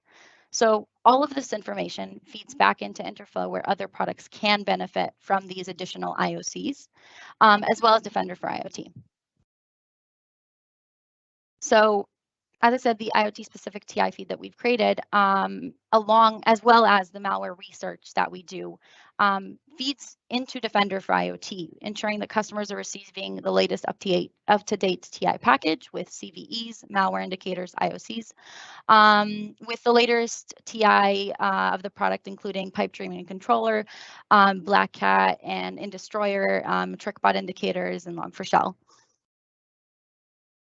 So I want to give you a real life example of a recent set of research that we did that really translated into threat intelligence. So what we did is actually we've been focusing on MikroTik routers. These are routers that are home and corporate use routers that are very popular because of their value and flexibility. And there's millions of them across the globe. And as you can see here, we took a screenshot of the IoT of the exposed MikroTik routers that are on the globe with a huge cluster in Europe. And they have a lot of known vulnerabilities, and we track common ways that they are abused. So what we did in our research is that we actually discovered the method through which TrickBot, which is essentially a complete modular malware ecosystem, can run, and that can run on a lot of different OSs and architectures, how TrickBot uses MikroTik devices in its command and control infrastructure. So protecting devices from TrickBot exposure is critical because they can be used for ransomware attacks and steal data from sensitive industries like healthcare and manufacturing and individuals. And using Microsoft's data, we were able to identify the remote command that was utilized by TrickBot in order to reprogram the router itself. So then it helps us understand really the whole story of how MikroTik plays a role in this attack, with attackers out there setting up their command and control, then searching for unsecure IoT devices and targeting those, then finding the MikroTik devices and gaining access to them through stolen credentials or other methods. And then within a matter of minutes, you're able to penetrate this new environment and issue a remote command and redirect the traffic between ports. So you're establishing access to the router from TrickBot's command and control framework. And this way, basically standard detections of the malware fail because hackers have access to MikroTik routers and are using them as a proxy, bypassing the firewalls. So to increase our understanding of the impact of this, we collaborated with RiskIQ.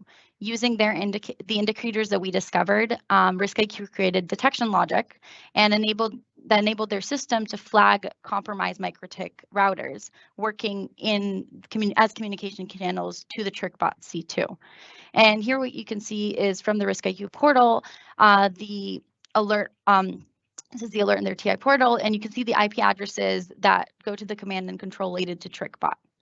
The product also benefited from these IOC and detection rules that were implemented into that month's threat intelligence package. And lastly, we wanted to contribute back to the security and research community as a whole and promote good security practices for IoT. So in conjunction with the blog post, we released an open source forensics tool on GitHub for IT professionals and individuals so they can scan their MikroTik devices for general vulnerabilities and also the ones that we specifically found in our research. So if you have a MikroTik device back at home, you can get the Python tool and it's easy to use and it will show you quickly if your home router is infected.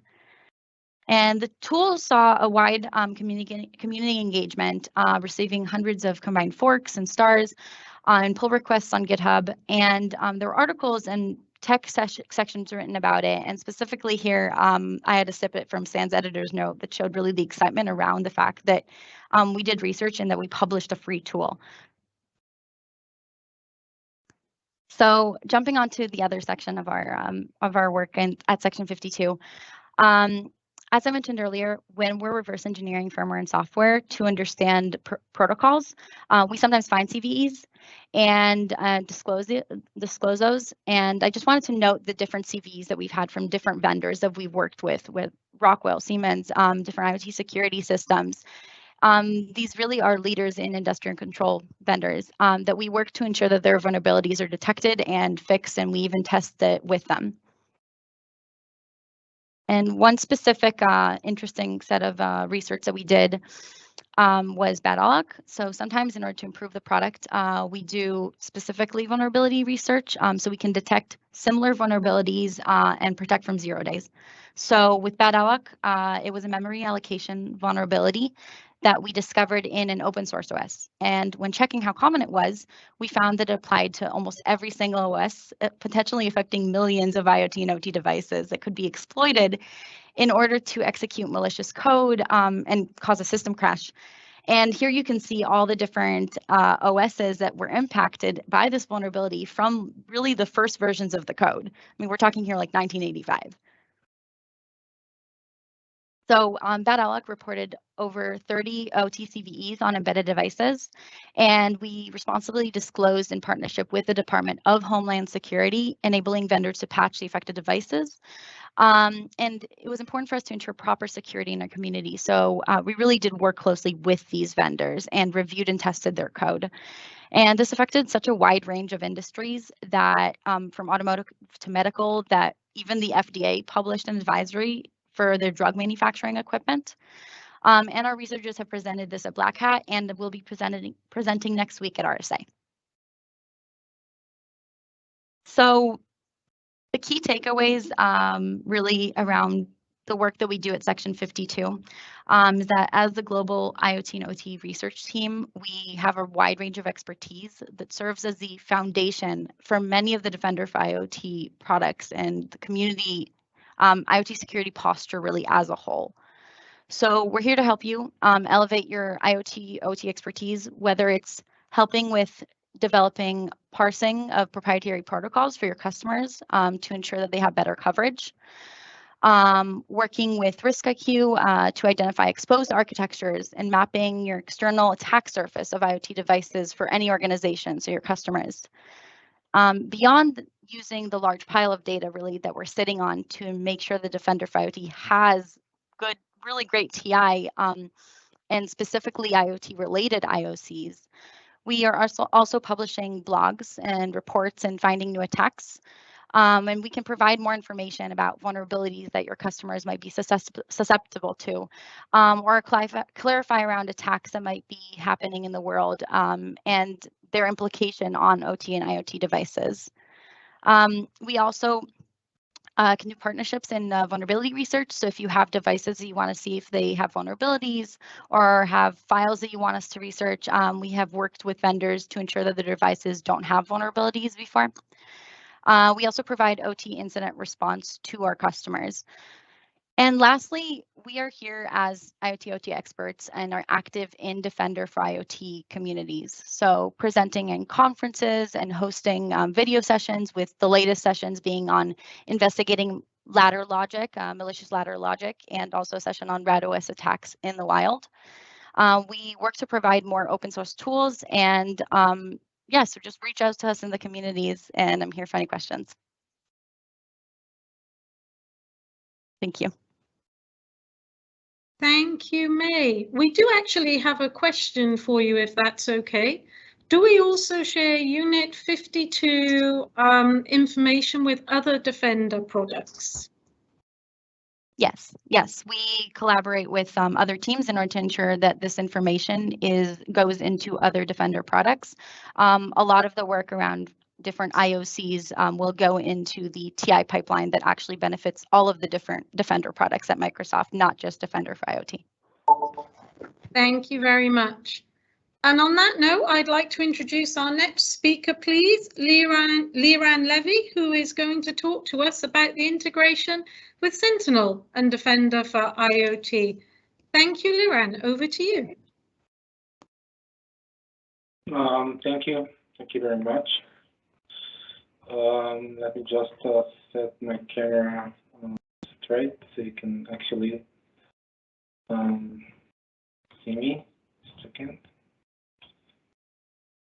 Yeah, I hope it's better now. Hello everyone. Thank you for taking the time to listen about Defender for IoT and Microsoft Sentinel.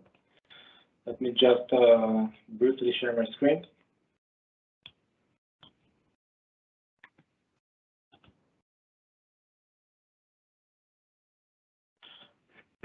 Can you see it, Catherine?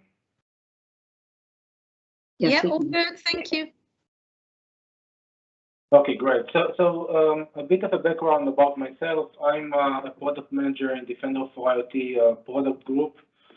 I'm mainly looking at the ecosystem of Defender for IoT, namely how Defender for IoT is working and integrating better with Microsoft Sentinel, and also other solutions from Microsoft. But today our focus will be mainly the better together story of Defender for IoT and Microsoft Sentinel. So the problem, or what is that we are trying to do with building the better together story between Defender for IoT and Microsoft Sentinel. So we, leveraging the experience we got from selling OT security product to customers on CyberX days, we kind of got into the notion of there is a problem when it comes to OT SOC, specifically around the lack of knowledge of OT and on how to investigate OT incidents, what is an OT incident, or how is an OT incident looks like, the level of communication between OT and SOC teams, which is typically located in the IT, and also the lack of a single pane of glass for IT and OT SOC. And we took all of this feedback got from customers last couple of years or several years, and we are now working with Microsoft Sentinel to actually build a much more better experience of OT SOC inside Sentinel. And this is also backed up by, if you look at what is Gartner saying and predicting about convergence of IT and OT and IoT security governance, then this is also aligned to the fact that most organizations will or already in the making of converging their IT, OT, and IoT security. And this is also comes into the SOC, obviously, right? The SOC is this single pane of glass eventually for all of your monitoring tools around the organization. So the value prop of what we are trying to do is basically connect the Defender for IoT and Microsoft Sentinel in a way that is first building a one single pane of glass for OT and IoT SOC, and second, reduces the time it takes to resolve OT incidents. Okay, and I'll give you some examples of some of the capabilities in this slide. So single pane of glass, again, I said it, this goes without saying, the ability to see IT, OT, and in the future also IoT incidents in one tool, in one platform, which is Microsoft Sentinel. This is one point. Another point is how we take all of the discovered and unmanaged OT assets and giving the SOC visibility into those assets inside Sentinel. So this might include, all of the metadata of an OT asset. For example, what is the physical location if it's a site? What is the site name? Which sensor it is monitored by of Defender for IoT? What is the producer this device is actually located at? Who is the manufacturer, IP, MAC, and so on. But this is not only about metadata. This is also about surfacing all kinds of insights around the assets. For example, its vulnerabilities, insights around how to better secure this kind of a device. If this device, for example, is communicating with unsafe protocols, we can give all kinds of insights inside Sentinel on the context of OT assets that might help SOC not only to investigate an incident that is now happening, but also to better secure and take proactive actions for future incidents. The next point is how we can, leverage all of the different data sources that are streaming into Sentinel from the IT space, as well as all of the data sources that are streaming into Sentinel from the OT space, specifically by Defender for IoT, to build multi-stage detections inside Sentinel that will issue an incident in the case of some attack started maybe on the IT and then by lateral movement moved into the OT. So this is actually the power of Sentinel, where we can take data from OT monitoring tools, again, Defender for IoT, but also all of the data from IT monitoring tools, including firewalls, and then find those correlations to create multi-stage attack incidents inside Sentinel. The support for MITRE ATT&CK for ICS, this is something that is also inside Sentinel already, and Sentinel is now not only supporting MITRE ATT&CK for enterprise framework, but also for ICS, and I'll give you some screenshots of that. On the right side, sorry.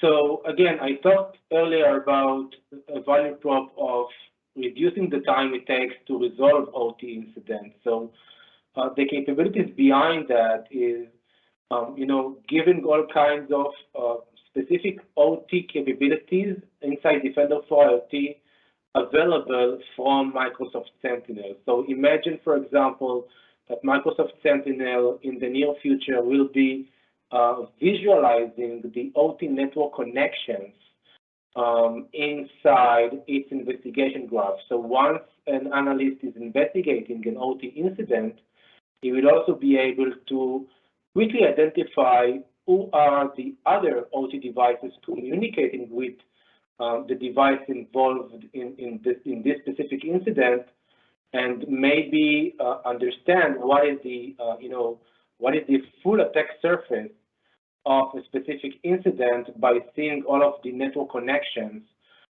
related to that incident. So this is, for example, one tool. Another tool is access to pickup files. So pickup packet capture files, those are the recordings of the OT networks done by Defender for IoT. Access to pickup will be also available from Microsoft Sentinel. So this is just 2 examples of tools that will allow a better investigation inside Sentinel for OT incident. Another tool is also the ability to search and map incident inside Sentinel to the physical location of that incident belonging to, in case of OT-centric organization. So you imagine the ability to search and map incident into sites, production lines, and also the sensor that reported this incident on a specific facility. Okay, so this is also a tool that we are going to build natively into Microsoft Sentinel on top of Defender for IoT data. Another line is the ability to identify inside Sentinel who is the OT engineer or the OT manager we should be addressing an incident to. So sometimes an incident on the OT network can't be closed or mitigated without the consultant of the OT engineer or the OT manager on site. So the ability to actually see for each incident who is the OT engineer or OT manager that is mostly relevant to contact is also something we recently shipped into Sentinel, again, by integrating with the Defender for IoT. And same goes for also identification of OT crown jewels. So the ability to actually map the most important OT devices in some sites or some facilities. This is also something that will be part of the incident investigation experience inside Sentinel in the near future. And it's also very beneficial for SOC analysts once they investigate an incident to understand if a compromised device of that incident is actually a high important asset or not. It changes the way a SOC analyst might look on an incident. The last bullet here is a set of workbooks, analytic rules and playbooks built out of the box for Defender for IoT inside Sentinel. And I'm also going to show you some quick screenshots of that. As we see the user experience between the two systems, so obviously Sentinel is the unified theme for OT, IoT, and obviously IT. And Defender for IoT is the security expert system. Okay, so it's you can think of it like 80-20, 80% of the investigation experience is and will be done inside Sentinel. And of course, I'm referring to OT incidents. And 20% where actually an analyst needs an expert system to do even more than what we allow or offer inside Sentinel. It will be available to him by deep links from Sentinel directly into Defender for IoT. So for example, if there is a need to manipulate alert behavior, for example, suppress Defender for IoT alerts, or download pickup, or extract specific reports on the OT network, those kind of activities will be done by or in Defender for IoT, but the rest of the stuff, all of the 20% of any investigation experience will be available directly inside Sentinel without any context switch. So let's quickly review what we already have today and what we plan to ship in the near future. So when I talk about single pane of glass, so again, it's obviously the ability to see IT and OT incident in one tool, one platform, which is Microsoft Sentinel. And what you see here is that Defender for IoT is already integrated into Microsoft Sentinel, and all of the Defender for IoT alerts are natively streaming into Microsoft Sentinel and turning into an OT incident inside Sentinel. So this is already released in GA for over a year now. What we just released in the preview mode is the ability to also see information on OT devices directly from Sentinel. So this is an entity page for an entity called IoT device entity. IoT device entity inside Sentinel is the entity that covers OT and IoT devices reported by Defender for IoT. And what you see here is all of the metadata, the identity of an OT device, as I was kind of briefly saying before, like what is the location, what is the sensor reporting this or discover this device and reporting alert on it, who is the manufacturer of this device, what is the type of the device, operating system, IP, MAC, VLAN, a deep link directly into the device appearance in Defender for IoT, and also a timeline of specific alerts on this specific device. So this is all natively available in Sentinel, soon to be in public preview. Another example is the support of micro attack for ICS. So what you see here, this is the micro attack for ICS.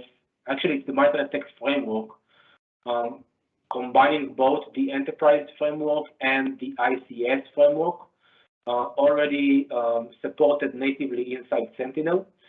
So actually, every alert coming from Defender for IoT, in this example, you see a Modbus exception alert, is automatically reported into Sentinel with the relevant micro attack for ICS tactic and micro attack for ICS technique. And you can see it, as you see here, you can see it in the incident pane, but you can also see the entire coverage of your micro attack framework in the micro attack blade inside Sentinel. And again, this one includes, as you can see here, a specific ICS tactics that by connecting Defender for IoT, you will be able to leverage this kind of a blade and this kind of a capability to also see the coverage of the entire ICS metrics.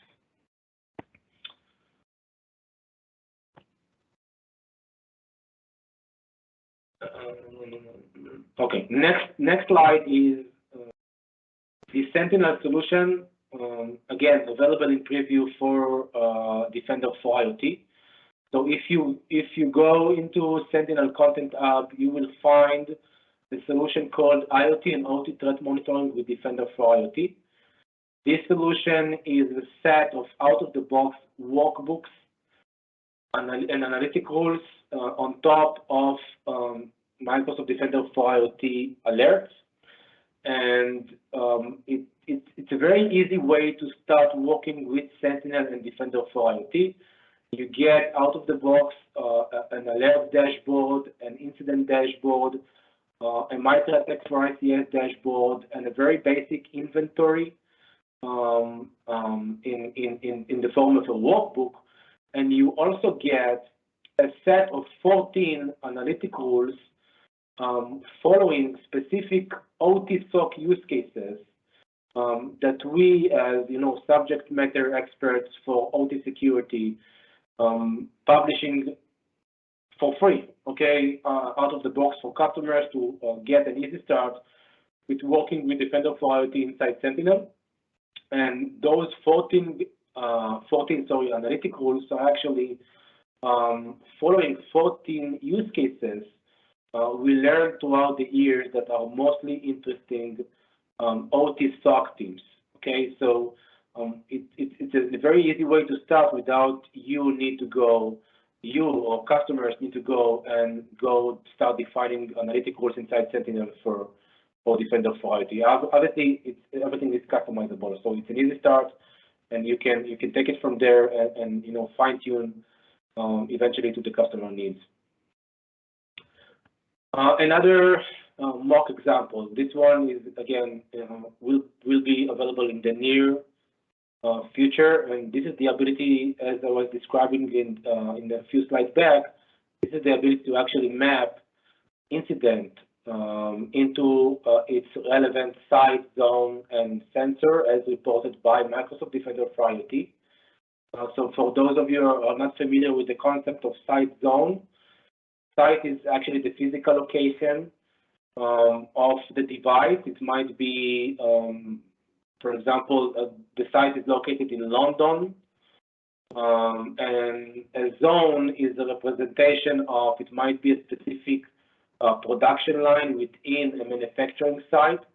It might be a specific network, segregated network within a specific site, and it also might be a specific facility within a site. Okay, it's kind of up to the customer to define, but eventually it all sums up to the physical location of an incident and what it is impacting the business. Okay, if I know the site, if I know the production line this incident is reported from, then as a SOC analyst, it's much easier for me to understand what is the impact before even start mitigating or mediating this kind of an incident. And obviously, understanding the impact also means that I can also prioritize which much easier. So this is actually, again, coming in the near future. And the last slide here is, as I said a few slides back, again, the ability to also see the OT network connections inside Microsoft Sentinel. Imagine that this kind of, raw information will be streaming into Sentinel, and inside the investigation graph, which represents the investigation experience inside Sentinel, once an analyst is investigating an OT incident, it will also be able to expand the graph to see the network connections, the other OT devices that are communicating with a specific or a compromised OT device. So this not only gives you the ability to see the entire attack surface of an incident and maybe to understand where it started from and how it came into the specific device that you are currently investigating, but also to understand what is the impact or let's call it what is the blast radius of a specific incident to also spread into other devices by an attacker leveraging the current network connections between those devices. So it's kind of working both ways, and this is kind of a feature that again we are working to have in the near future as well. I'm not sure if I'm on time. I hope so, Catherine. We have time for questions or not? Indeed, thank you, Liran. We've been answering questions in the chat as we have been going along. So I think we are up to date on the questions, but please do, partners, continue to put questions in the chat so we can help you. I'd now like to introduce Nimrod Aldag, who's going to speak to us about one of our most recent developments in the Defender for IoT portfolio, and that is our enterprise IoT solution. Thank you, Nimrod. Thank you, Catherine. Hi, everyone. Thank you for joining us today. I'm very happy to be here. My name is Nimrod, and I lead the Enterprise IoT product as part of the Defender for IoT group. I will surely share my screen, but everything I'm going to discuss today is really on the same lines and complementary to everything that was discussed so far. And this is our mission to support customers to securely increase their digital productivity and their business lines. So a lot of the focus of the conversations today were around the production facility, but really as part of our vision of protecting unmanaged devices throughout the customer organization, and the fact that more and more unmanaged devices of many types and for different purposes are being introduced throughout the organization, we understand that there is a need for a one-stop shop for securing unmanaged devices, and this is the missions that we take as part of the One Microsoft vision.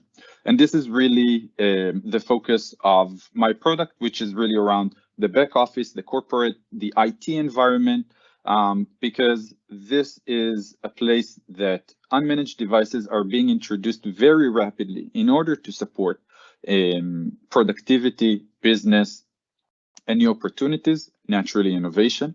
But with that productivity, with the new business that is being introduced, also risk is being introduced. The attack surface is extending, which poses new and complicated risks and challenges for security teams in the organizations that we protect. So just to kind of line out, what do we mean when we say enterprise IoT or enterprise of things?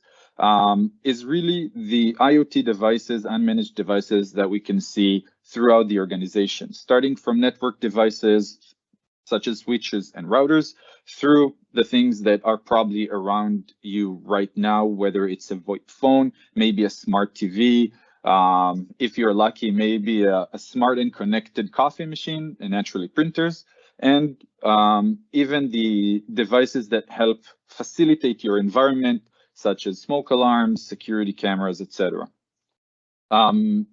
This is naturally, again, just a part of the overall devices and endpoints that your organization includes. And we have identified what solution is required for each type of these devices. So I want to take a step back and try to focus around what defenders are coping with when it comes to IoT security. So really, the start is around the IoT devices themselves. Today, there are multiple personas in the organizations that are adding and introducing IoT devices, whether it's the IT team, whether it's facility, physical security, or even users that bring their own devices and connecting web cameras or Raspberry Pis into the network. And this creates first a plethora of devices throughout the organization in a very unmanaged and messy way that for security teams is probably impossible to track.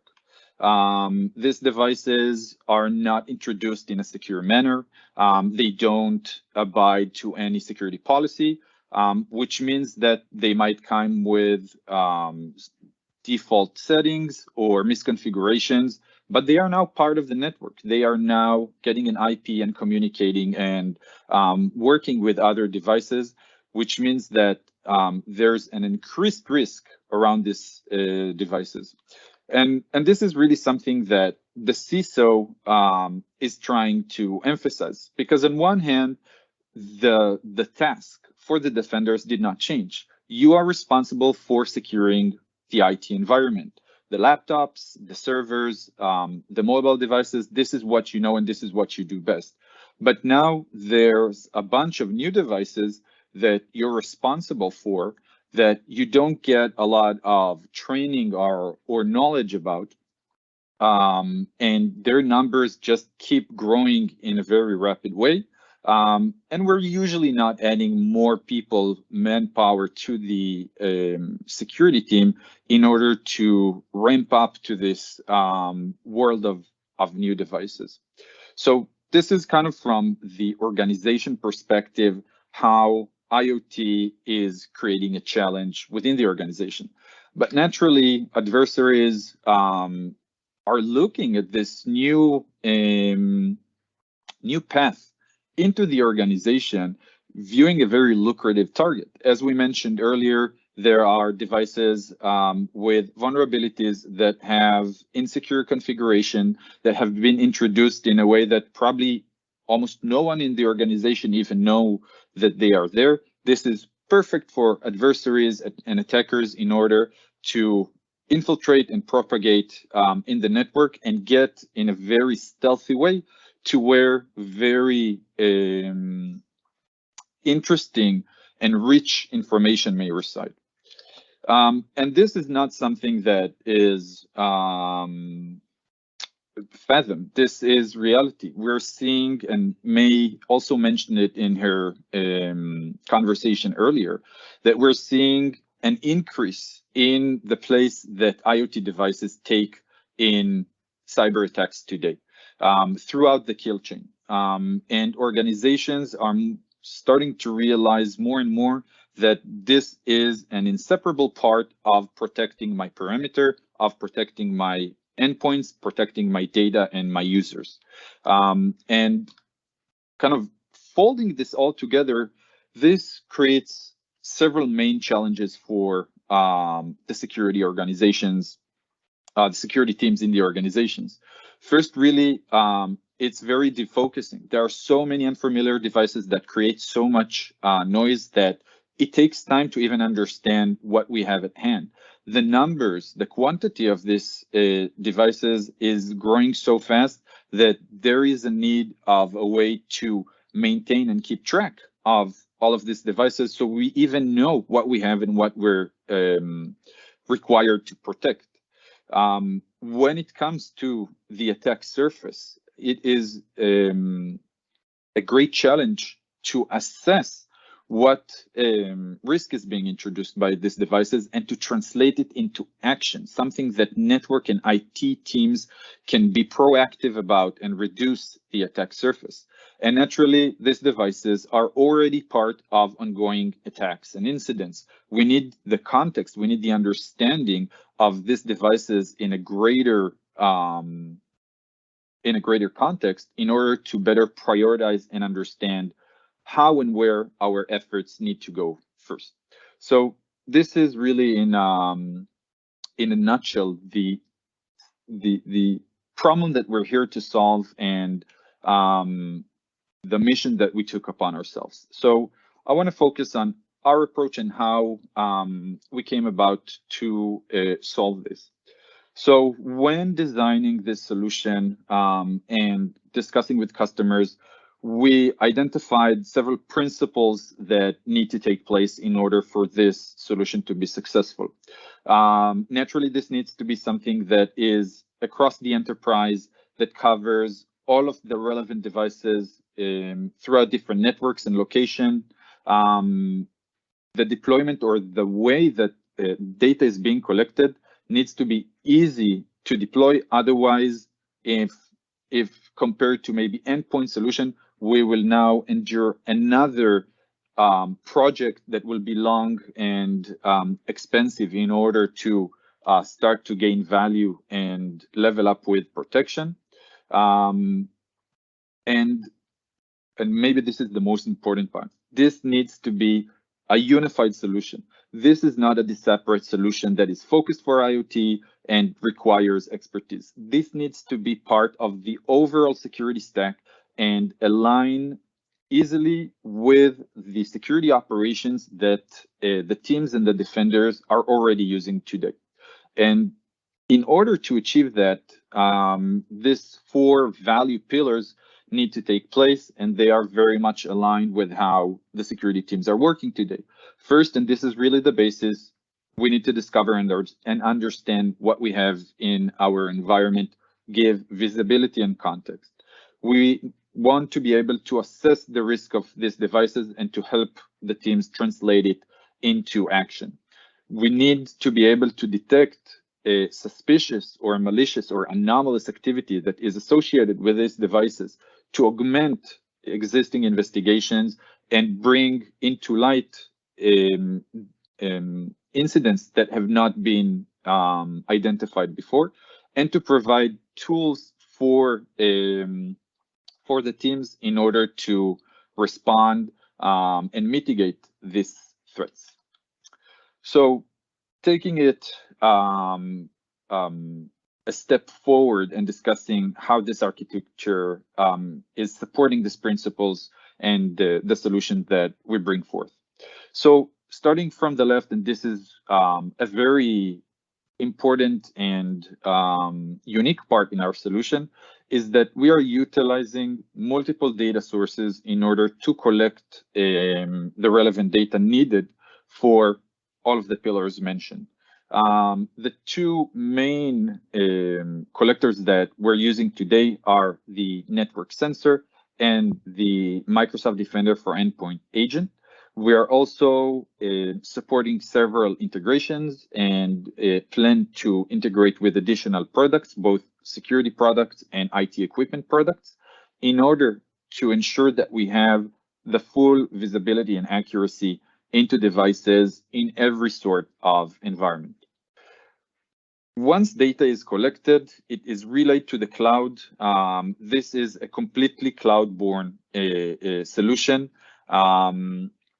And here we're harnessing the power of the cloud in order to employ several engines. Each one is responsible for a different task to provide the needed capabilities and outputs for the security teams, ranging from the asset inventory through the risk assessment, the detections, and the response. And naturally, we're eyeing the ecosystem really in the same manner that Liran just mentioned.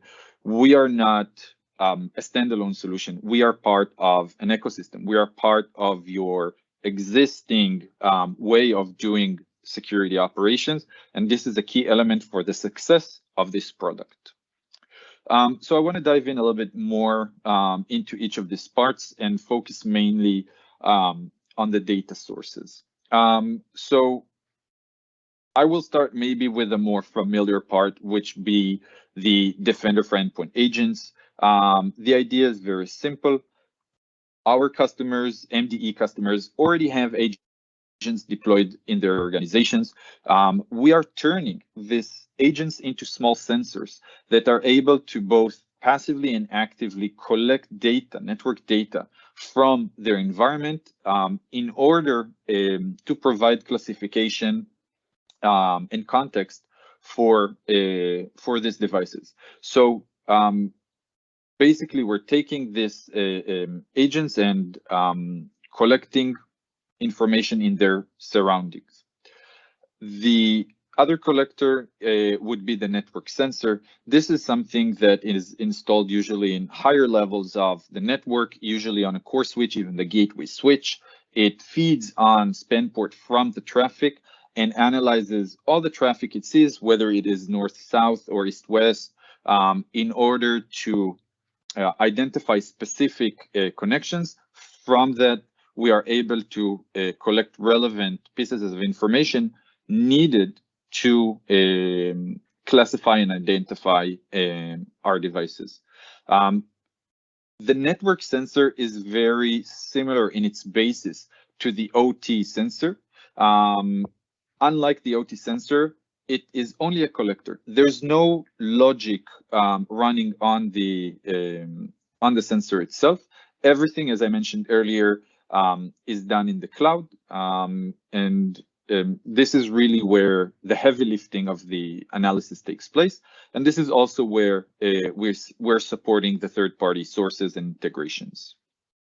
So I want to double click into that really quickly. If we're looking at this as a very, very simplified view of a network, we have different segments, whether they're subnets or VLANs or whatever it is, each one containing its own devices. So taking kind of the bottom-up approach from the endpoint upwards, we're utilizing the MDE agents, and they are capable of identifying the devices in their surrounding, which means that in environments, in segments, in VLANs, that there's no agent available for performing that scanning, that segment basically becomes invisible. The agents are not able to provide the visibility and coverage for that. And this, but not only, is where the network sensor helps, because the network sensor's approaches through traffic visibility, we're able to identify really devices throughout the different segments. In some cases, based on zero trust or a security product or a given network architecture, some of the data will not be relayed all the way to the sensor. So the network sensor may have some visibility gaps around that, which is really why this is a better together story. We're doing a bottom-up and a top-down approach together to really map out, identify, classify, and contextualize devices throughout the organization. This is a very unique approach to Microsoft that has proven itself very effective, and we're getting very positive feedback for this. So now that we kind of aligned around the collection, to discuss a little bit more about the engines and the outputs that we have. So as I mentioned earlier, and this is also a little bit similar to what May presented earlier, the network sensor collects the relevant data, and we're utilizing a machine learning based engine in the cloud that is breaking down the traffic into different attributes. Based on that, we have our classification model, our profiler, that is emitting profiles classification for these devices. So really the main item in this classification would be the type and subtype. Is this a printer? Is this a smart TV? Is this a workstation or a Raspberry Pi? As well as other bill of material and traffic and network information about this device. Once that is completed, the device is being sent to the device inventory, device database, and this is the point of integration with MDE. We're basically sharing all of the discovered devices between the two products, creating a mirror view of the inventory between the two products. So basically customers can move between the two portals based on their use cases or based on their existing methodologies. Additionally, based on the data that we collect, we strive to create additional value, such as our behavioral model that would create detections based on anomalies and baseline deviation, and the network map, which will help visualize the network and give a more graphic interface for customers in order to understand how the network is built and where devices reside. One second. Having some hardware issues.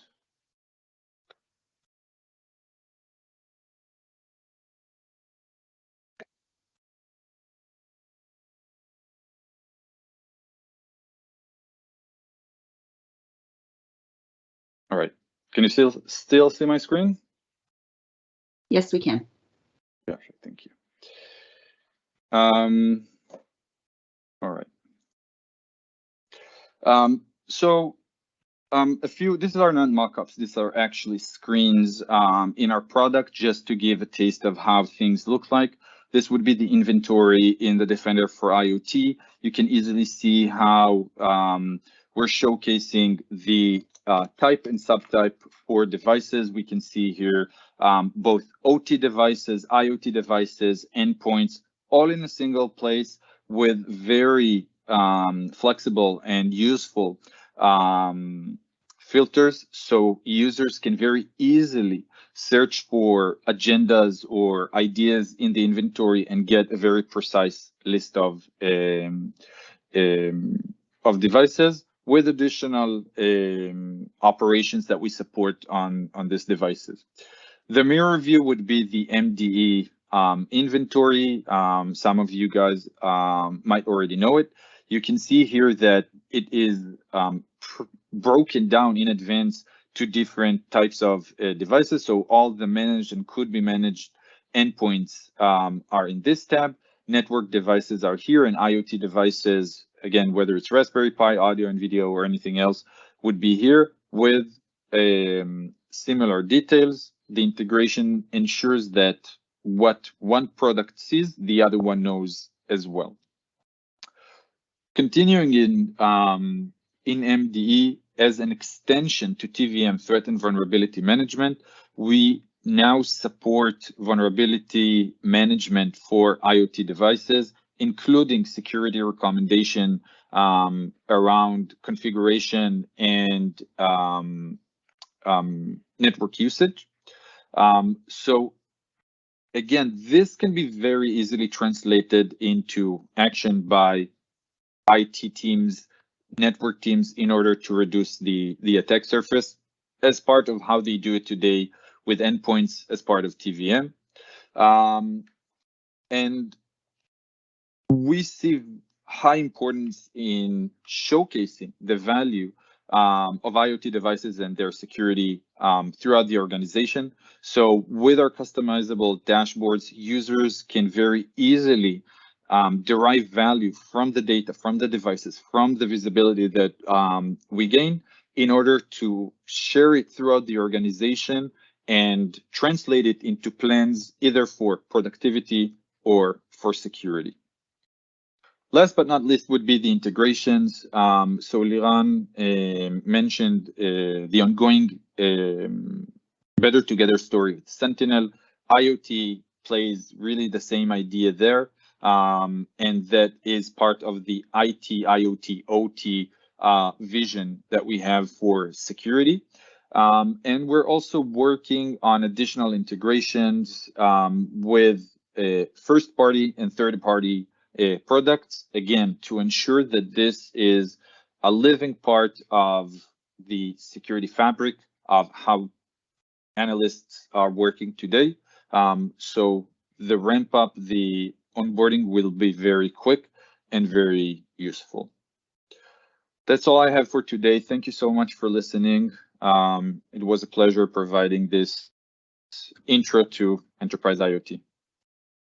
Thank you, Nimrod. We're now going to have a short break for 10 minutes where we'll come back and we will discuss Risk IQ, which was one of our newest acquisitions from Microsoft Security, and also Defender for IoT partner programs. See you back in 10 minutes. Thank you, everybody.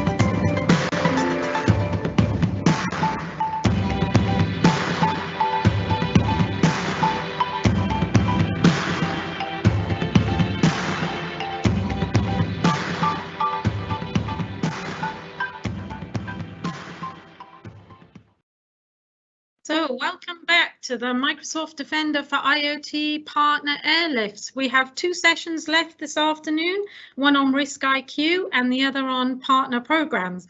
I'm now very happy to introduce Samba Koita. The reason I say very happy is Samba very recently joined our team as the SME for Europe, here to support partners in building out their Microsoft Defender for IoT practices from a technical perspective. So I hope for those of you that don't know Samba, you will very soon get to meet him, hopefully in person. Now the world has opened up, but certainly via Teams for us to be able to support you.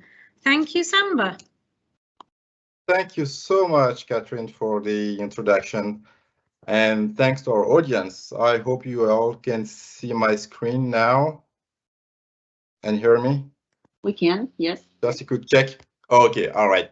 So in this section of the webinar, we are going to talk about Risk IQ, as Catherine mentioned, which is one of our latest acquisition. So we'll be focusing on the threat intelligence piece and the external attack surface management area. So just before we start, I also just wanted to very quickly talk about the Risk IQ intelligent platform, which basically is a solution that maps the whole internet. So we scan actively and passively the whole IPv4 space, and this really helps us to get information about cookies, about vulnerabilities, if there are any email exchange, for example. And by using such amount of data, we really heavily also rely on machine learning and AI to get meaningful information out of this ocean of data. So it's really a solution that can give you real-time detection of all internet changes. And when we usually say when we scan the whole internet, so it's near real time, so it's not really at the second, but still, if there are any modification in the attacker infrastructure, for example, a new IP address in the Cobalt Strike framework, or if one of your own servers have a new vulnerability discovered, we'll be able to provide this information as well. So over the next 20 minutes, we'll see, and this is the case for most of the organization now, are also investing in the external attack surface area management, where they will have the outside in view, so really the attacker view of their infrastructure. So standing out of the corporate firewall and seeing what are the servers that are published, what are the IP addresses of, for example, specific applications, and if you have a remote desktop or telnet and all those kind of information. And of course, we will leverage all the collected data, so more than 10 plus petabytes of internet intelligence. So this also includes SSL certificates, and we'll see if they're expired or not. And by using again the AI and machine learning, and also our own security researchers that can always tweak the different algorithm, we are able to have at least 15 billion observation per day. And an observation can be a modification in IP address, again, as I was saying, or any modification in the attacker infrastructure. Okay, so the first part of this presentation will be really focusing on the external attack surface management area. So this is also a very big area for our partners to support our customers also to not only detect and have the information about the global attack surface, which is dynamic because of the usage of cloud services. There are always new solutions that are provided, but also because the attack surface is growing. And this is also usually by the acquisition. So one company that acquired another one. So most of the time, the acquired company also has its own IT infrastructure. So it's really critical to get this global understanding of the attack surface. So this is expanding, it's growing, and it is a very key solution area for our partners also to help our customers. And the way that Gartner defined it, and of course we will send the slide afterward, is really a process and a technology deployed to discover external facing internet assets, as I was saying.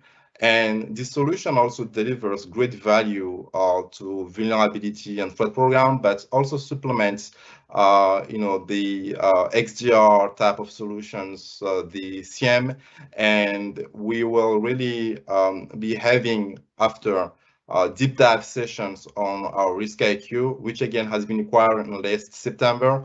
So our engineering team are really heavily working now to reach GA, and we hope to be able to announce that very soon.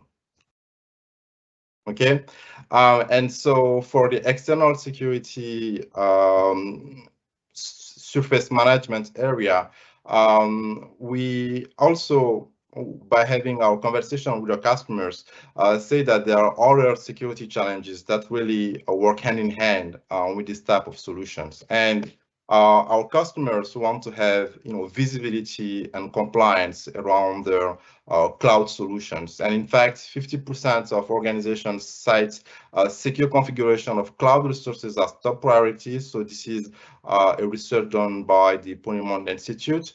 And the problem that we all face today is also the increase in the number of and sophistication of attacks. In 2021, the average cost of a breach was 4 million. So it's I know we are all aware of that. And one of the other key area is that the 92% of organizations are now embracing multi-cloud strategies, so not only using Azure, for example, but also relying on solutions like AWS and GCP, and it is really becoming critical for them not only to get visibility into their security and compliance posture, being able to detect and react faster to the increasing number of threats, but also managing all the complexities around the management of multi-cloud infrastructure. So one of the key solution areas is the CSPM, so Cloud Security Posture Management, that Microsoft provide with the Defender for Cloud solution, which again will enumerate the number of resources that you may have on Azure, on AWS, and GCP, or in on hybrid type of scenario, and to manage the compliance requirements inside those environments. So this is the CSPM part, but there is also the CWPP, which is the cloud workload protection that will also, for example, detect threats related to Kubernetes if you deploy them on Azure, on premises, or in other solutions. But the problem with the CSPM is that it will only discover and manage the compliance around the solution that you know about. For a Defender for Cloud, for example, you need to specify which subscription you need to analyze and also which cloud provider, because it cannot guess this type of solution. So this is where a solution like external attack surface management can really help, because in this area, it will really, on your left-hand side, discover the digital assets outside in. Again, you may not be aware of servers that are inside your environment. And maybe it's just because you have one of the administrators that didn't want to go through the internal approval process. When I was a consultant, I know that sometimes you have to go through a CAB, change approval board, and to prepare for everything, if there are, in case there are some issues. So we know that in many customer environments, even partners it may be easier for some folks to just spin up a subscription on Azure or AWS and start testing. So this is the shadow IT part, but it is also critical for the security teams to detect those rogue environments and also apply the global policy, because at the end of the day, for the attacker, it really doesn't matter if it was just a testing, a demo environment, or if it was a production environment, if the end goal is really to get inside the corporate environment. So discovering the digital assets outside in, again, I will say it and more, and also continuously monitoring internet-facing assets. And this will also help to detect vulnerabilities in your servers. And the other example I wanted to take is that, for example, if you have a vulnerability scanner and you want to detect in case there are some vulnerabilities in your web applications, you need first, if it's an agent base, to deploy the agent on the server, or if it's scanner based. So in this case, you need to be sure that the firewall rules are open and that you are in the right IP range. So the ESM type of solution really doesn't require all this. So we will be able to identify the servers that are, of course, in your IP range. This is the minimum information that you will need to provide. And then if there are some vulnerabilities, like what we had several months ago with the Exchange vulnerabilities or vulnerability around remote desktop, this is the type of things that the solution will be able to detect. So just in a nutshell, so the ESM really works hand in hand with our Defender for Cloud solution, which is our CSPM, but also CWPP. So if you want to have more details around those two solutions, we will be more than happy to provide. But as this is a RiskIQ based session, I also wanted to speak a little bit about these features.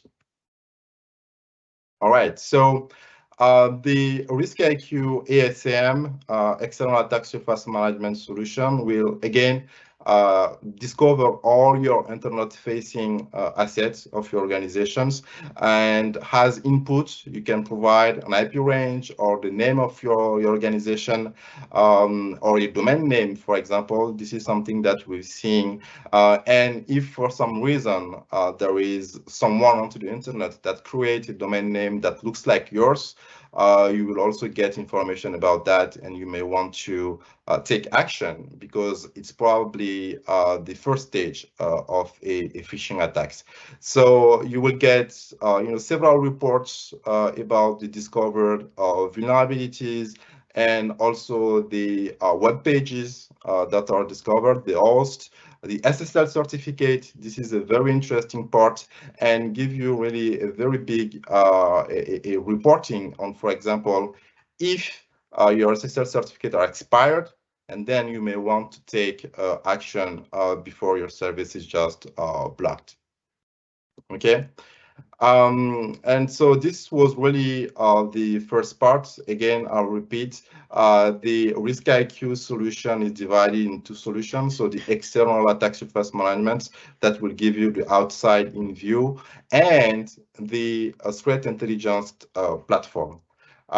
So today, we will share the deck again with you, but with the human-operated ransomware and the attacks, there are kits available for sale.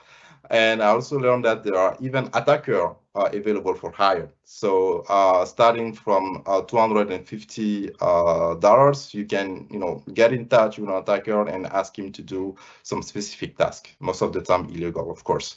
But it is getting more and more easier for even the folks that don't have expert knowledge to the IT to just buy denial of services and just launch an attack. So it's now getting more and more important also for the defendant, and this is in the area that we are, to identify those infrastructures that can be leveraged by skilled and unskilled attackers, and also proactively, for example, configure firewall rules to block these IP address connections.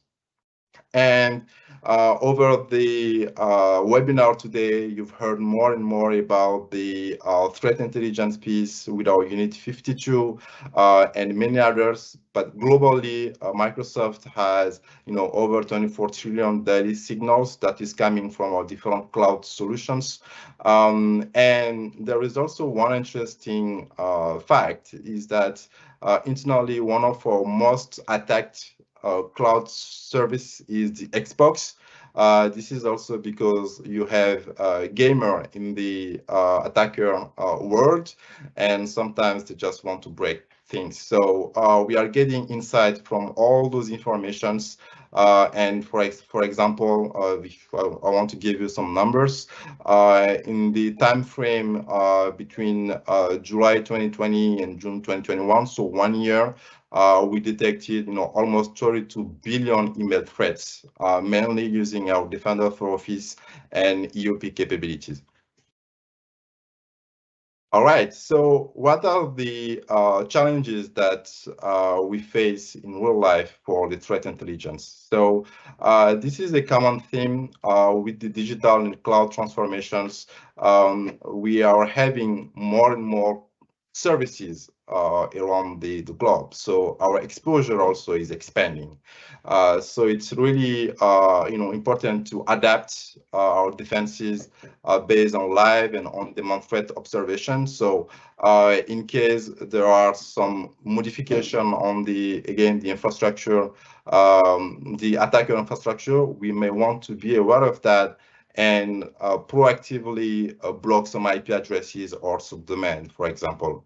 Vulnerabilities are easier to access, to exploit, and of course, every day there are some new vulnerabilities, but there is a pain also for the security teams is really how do we prioritize the list of vulnerabilities that we have today.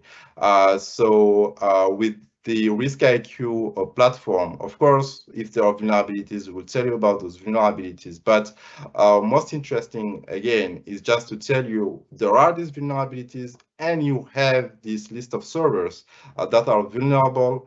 And in fact, we've seen some suspicious traffic that is going through those servers. And this will really help the security teams to prioritize the work. And also the adversary infrastructure is the global moving target. So this is also an example that we like to take.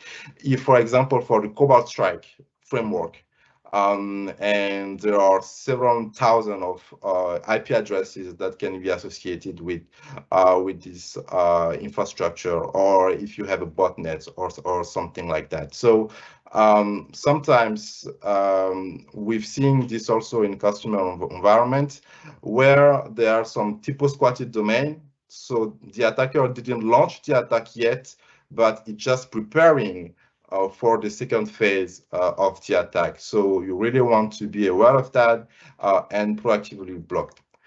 There is also another example that we've seen is for the phishing attacks, for example, if the attack is targeted to a specific geo. So then if you click on the link, there is a process that will analyze your source IP. So if it's not coming from a country that is interesting for the attacker standpoint, well, so then you will not get anything. So just a blank page. But if you are coming from a country or a geo that is interesting for the attacker, then you will get the payload. So it's also interesting, important to get information about the adversary infrastructure. And lastly, more than 50% of breaches originate with a third party. So this can be a supply chain type of attack. This is what we're seeing with SolarWinds, but also with the problems that we've discovered with FireEye and many others.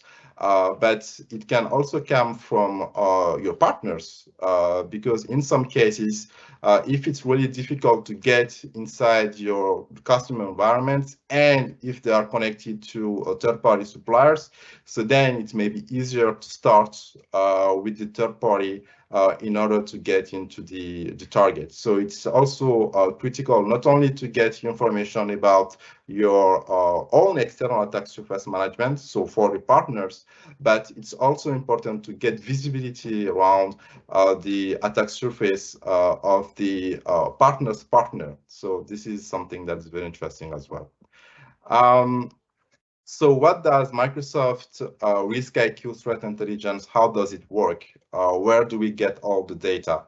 So we said it previously, we scan the internet by passively monitoring data, but also leveraging virtual users that will really crawl web pages and crawl the whole IPv4 space to identify vulnerabilities, but we'll also use curated open source intelligence. And in our platform for a specific IOC, for example, we can say, well, we have 1,000 articles that are coming from OSINT, but internally we do have our own researcher and our own data.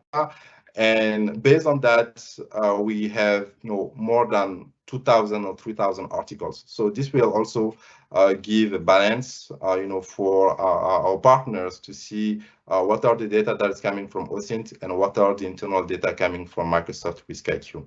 Okay, and of course, all these informations are available through our APIs.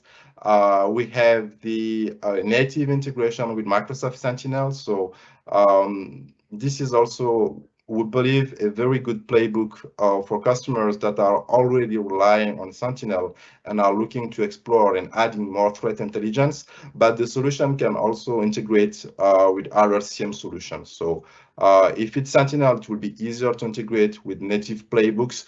But if it's not the case, the solution can also integrate with third-party CM solutions. Okay, so this is not a presentation about the XDR or Microsoft Sentinel, but we really believe that the platform is the solution that can solve our customers, our joint customers' problem. So Microsoft Sentinel will be the cloud-based SIEM that will get all the signals and all the alerts coming from the different security solutions. So our XDR is basically the Microsoft 365 Defender that will protect, you will see the logos, not only Microsoft ecosystem, but also macOS and also Linux and Android for the mobile threat defense. But our XDR also extends the protection to the cloud infrastructure, leveraging Microsoft Defender for Cloud with the Cloud Security Posture Management solution that will discover and find the compliance status of your organization. And also the CWPP, so the Cloud Workload Protection, that will really protect the servers and the Kubernetes and your native SaaS applications. So the Risk IQ really fits here in the middle, because we will be able to provide this curated threat intelligence that will really help the security analyst when processing an alert or an incident. So by using the playbooks, we can automatically ask what are the latest information that Risk IQ has on a specific IP address and put that in the comments. So for the security analyst, when you will see an incident, you will automatically get all the relevant information, at least the latest one that Risk IQ has on the specific incident. So again, it's really a framework. I know most of you guys are familiar with Microsoft Sentinel. We will having more and more native integration for the Microsoft Risk IQ. Again, the engineering team is working very hard to reach GA, so we will not be able to provide any details about the pricing today. But please stay with us. We will get back to you and have another session as soon as we get close enough to GA to have a presentation about that. So Catherine, please don't hesitate to tell me if I'm a little bit over time. So You're okay for another few minutes, Samba. Thank you. Oh, okay, awesome.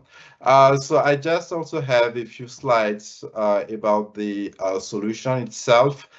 So the branding and the naming will probably change, but the core of the solution will remain the same. So here you can see the actionable security intelligence about, for example, a specific IP address. For those who are familiar with VirusTotal, for example, we'll be able to provide similar information for the IP address, but the breadth and the depth of the solution, because we scan the whole internet, will be larger. So the attack surface will be the TI, the threat intelligence will be tailored to your attack surface, which means that we will just not throw all the threat intelligence that we have, but more tailor these informations with the your attack surface. So then you will know, well, you have the specific list of servers that have some vulnerabilities. You have, as I was saying, public telnet servers. You have RDP servers that are accessible, and most importantly, you have shadow IT type of solution that no one was aware, and this solution will really help you to get this type of visibility. And there are several use cases, and I will finish on that. So the first one, of course, will be the threat investigation and response, getting all the details required for a security analyst to discover and react very quickly, and even sometimes proactively before the attack even starts. Okay. The cyber threat intelligence, this is more about the adversary fingerprinting, and also continuous tracking of what are really the infrastructure behind the attackers, if they are nation states or if they are organized group that are coming after a specific industry. So we want to be aware of that, and you will find a list of indicators that can also be automatically ingested to Sentinel. So there will be this bi-directional type of connections where from the RiskIQ portal, you can automatically push threat intelligence information to Microsoft Sentinel. All right, so the solution is already available. So if you want to try it, you can. There is the community solution of RiskIQ. We'll send the link afterwards. So it's community.riskiq.com. That can give you, some information about the RiskIQ platform. In our GitHub repo, we have the list of playbooks that can already use to get information and context from the RiskIQ platform. So this was really a very high-level overview of the RiskIQ threat intelligence and external attack surface management solution. As we get close to GA, we'll have follow-up sessions and deep dive on RiskIQ. And with that, over to you, Catherine, and thank you all for staying with us. Thank you, Samba. And just to reiterate what Samba said, we will indeed be in touch very soon on how we can work together with RiskIQ. And on that note, I would like to introduce our final speaker, Frank Bunn, who's going to talk to us about partner programs and commercials for Defender for IoT. Thank you, Frank. Thanks, Catherine. I guess you can see my screen. All good, thank you. Wonderful. So, last presentation for today. I tried to stay in 20 minutes. As Catherine said, my name is Frank Bunn. I'm based in Germany. I'm also in the same team as Catherine and Samba are, the security partner development team. I will talk about 3 topics in my presentation here. The first is the commercial/pricing. The second one is talking a little bit about the sales cycle or the customer journey, how and when they buy Defender for IoT, and also try to map the partner opportunities aligned with the sales cycle in these different phases. And also we have some special partner programs for special phases in this sales life cycle.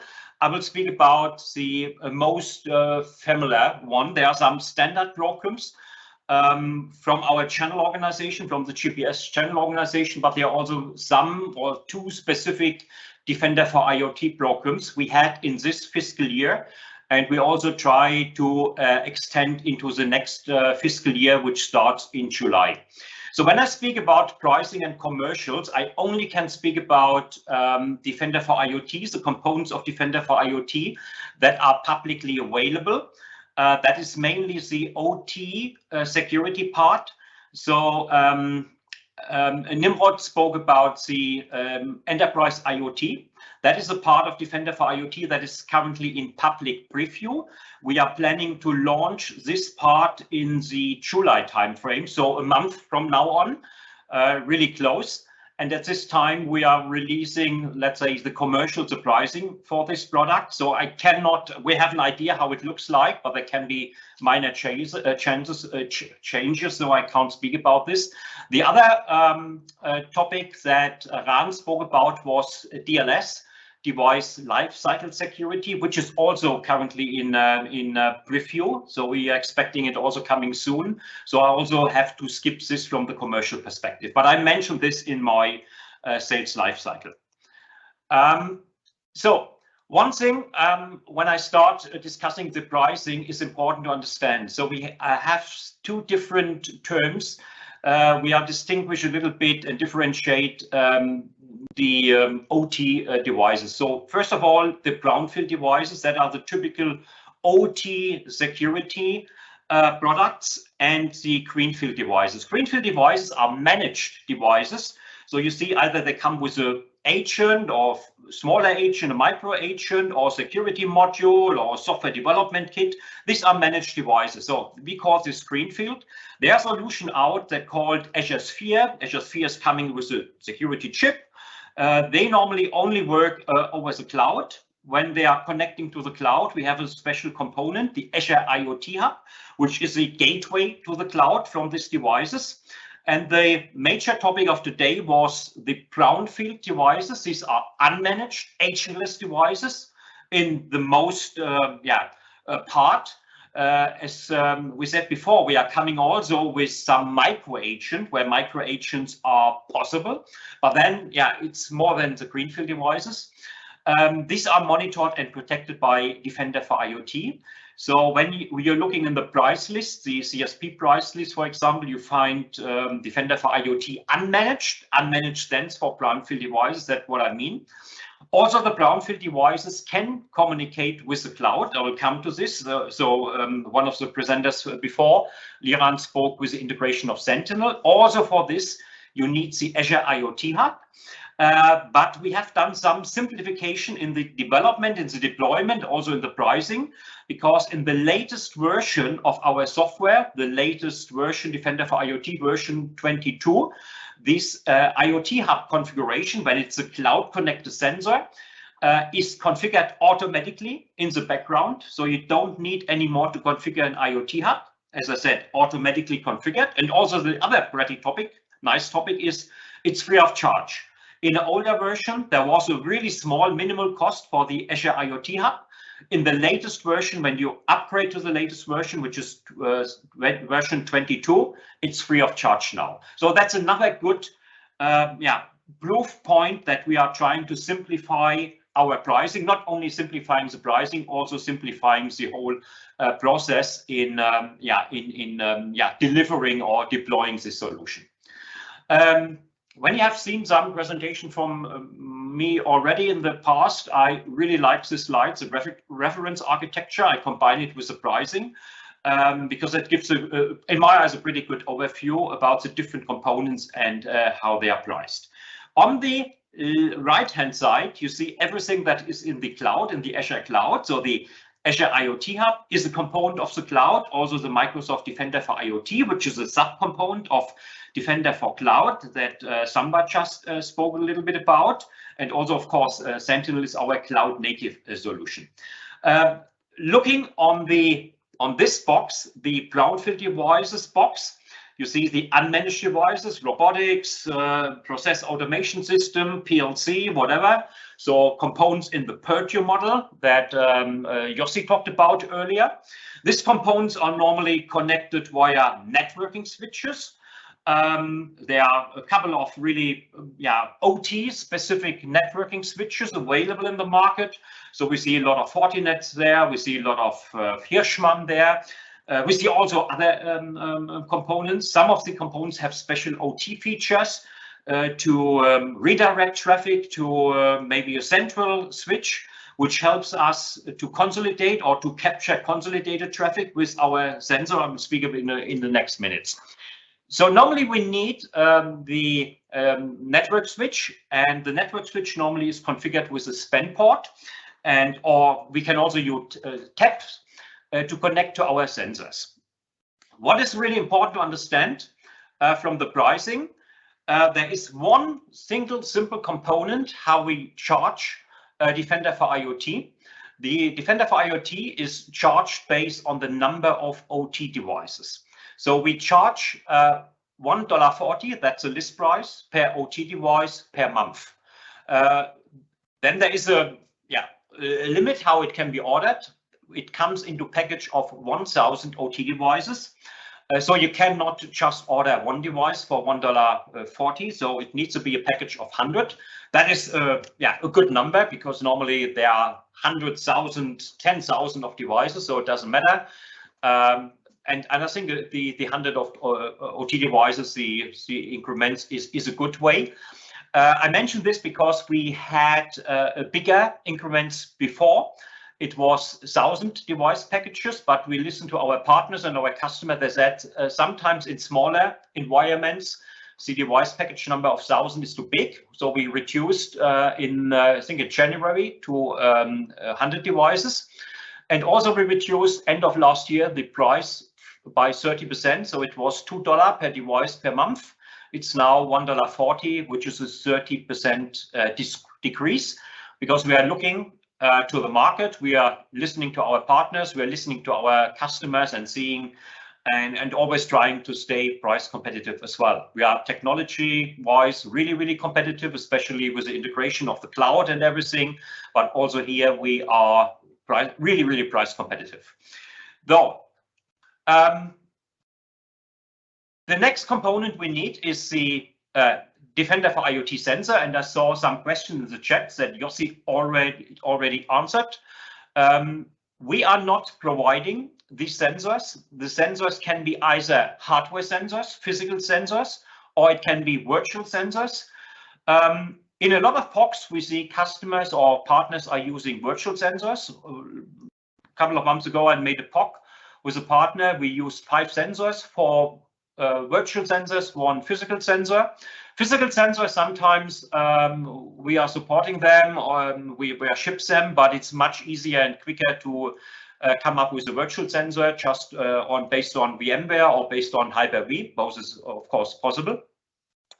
Important for us and for you to know, there is no software license for the software in the sensor. The software sensor is fully covered with a number of devices and the price for the devices. We do not charge extra for the sensor software. Of course, for the sensor hardware, there is a price tagged, either the physical hardware or the price of the virtualization engine. But this is an opportunity for the partner either to resell this or to provide this as part of their deployment or architecture and whatever. The sensor, that was a question as well that was coming up. And we are constantly improving and increasing the types and number of sensors. This is the latest screenshot from the documentation. I have the link to the documentation. I think that's the same link that Yossi posted already. Which appliance do I need? A really, really good updated documentation about the different types, the deployments, the requirements, also when you need a virtual sensor. And you see we have sensors available, big ones, we call it corporate ones with big throughput, supporting up to 12,000 devices. Sometimes throughput and the power of the devices is really, really important, because a lot of the logic, a lot of the power sits in the sensor. when we analyze the network traffic, there is patented OT security intelligence, machine learning, everything about this sits in this. We have enterprise sensors with a little bit smaller resource capability. We have smaller ones built for SMB, for office environments, and also really small one that's the newest member of the family, just supporting 100 of monitored assets. Really cool, sexy device, really small, really compact. It's just the size of a cigarette box, which allows to deploy in maybe wind turbines, in energy provider environments. Really simple. And I also have, when you would like to work together with Arrow as our main partner for ordering the pre-configured and pre-loaded devices, you can reach out to this same email address, or even to this guy who is in charge of this, who knows this really well. I have the email address of him as well, Ernst Lawrence, who is really helpful. Also, when you as a partner need to provide SLAs regarding mean time between failure of hardware devices and so on. So everything is here in this page, or you find more information also under this link here. So going back, when you like, or the customer like to stay completely on-premise, we have something called the Central Manager, the CM. And there is no price attached to this as well, no software licenses. All is coming with what I said before, with the $1.40 per device per month. So this is all you need when you like to stay in an environment completely on-premise.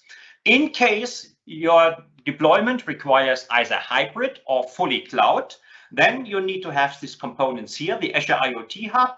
You can have the management console in the Microsoft Defender for IoT, or even combine it with Sentinel, what we normally completely recommend, because it brings a lot of additional benefits. So Samba spoke about the integration of Risk IQ, Liran spoke about the pre-configured playbooks, and also from the commercial perspective, it's really cool because we do not charge anything for it. So Defender for IoT Hub, also streamlining the cost. No cost anymore for Defender for IoT Hub in case you're using the latest version, the version 22. As I said before, automatically configured the Azure IoT Hub, so you don't need to care about anything anymore. It comes fully automated.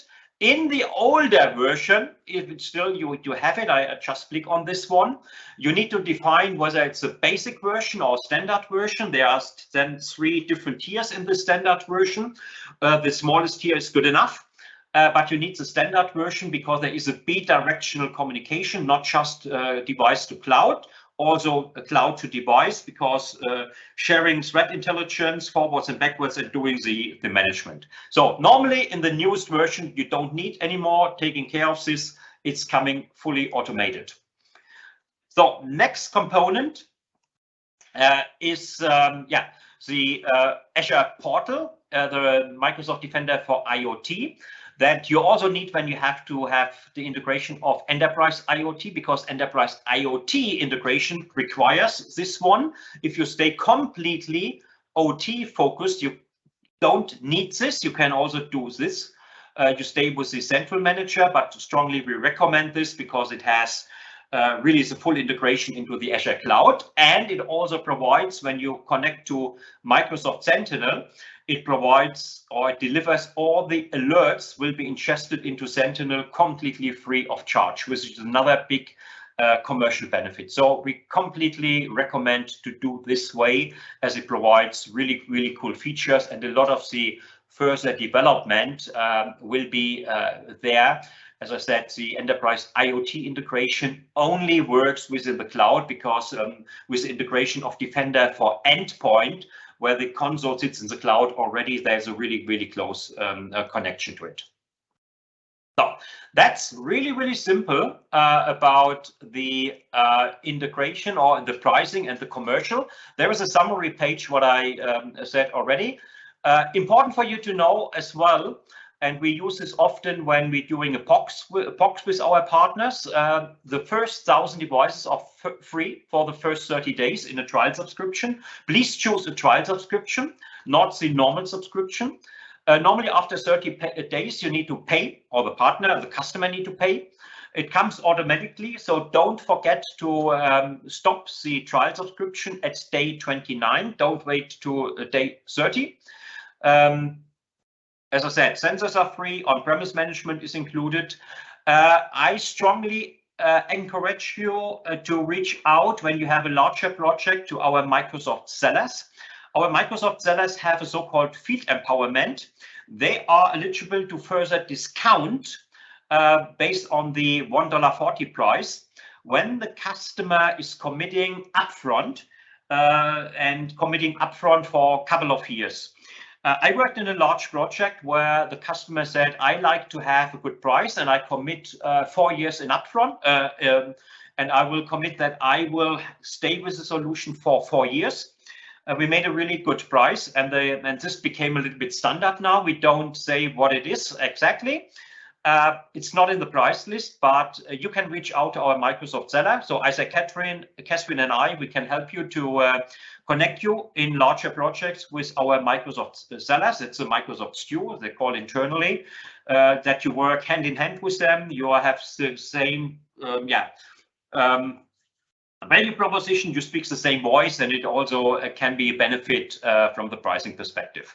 So when it's cloud connected, no cost for the Azure IoT app anymore, which is new in the latest version, and Azure Sentinel, what I said before, free to ingest the alerts free of charge. So keep this in mind, really straightforward, really simple. And when we release Enterprise IoT, I think we will do sooner or later an update session where we speak also about the commercial. I guess it will stay really similar. Maybe there will be minor changes that are specific to Enterprise IoT. We don't know yet. So about partner programs and the lifecycle, really quick. A lot of partners ask me where are my best business opportunities in working with Microsoft. And one of the first questions I always get is, can I make money with selling licenses? I will answer this question in the next slide. I used often this slide, the simplified sales cycle, to explain the different phases, the customer journey, the sales cycle. I divided into the pre-sales, the post-sales, and operation. And in pre-sales, and between pre-sales and post-sales, normally that's the sales transaction. So can I make money with licenses? Answer is not as easy, because as everything in the world, it's a yes and no. It really depends on which type of partner you are. Either you are, maybe you are on the CSP that calls a cloud solution provider partner. Then the answer is yes, you can sell licenses and make money, revenue margin with selling licenses. But you need to consider which type of customer you have. When you have an enterprise customer, often the enterprise customer have closed the so-called enterprise agreement with us. And the enterprise agreement allows the enterprise customer to sell or to purchase directly from Microsoft with really good conditions, though that's normally what customers choose. And they transact through so-called LSP, that's our licensing solution partners. If you are also a licensing solution partner and have an agreement with this customer, you can also sell the licenses. That works really well. Normally, what I see that our OT security partners focus on the deployment, focus on professional services, focus on managed service. But, and this is what I come to in 2 slides. In case you are working with us and you're driving a deal and the customer is purchasing via the enterprise agreement, and we know that you are driving the deal, there is a so-called pre-sales incentive program, which allows you to give you an incentive, a really attractive incentive up to 30%.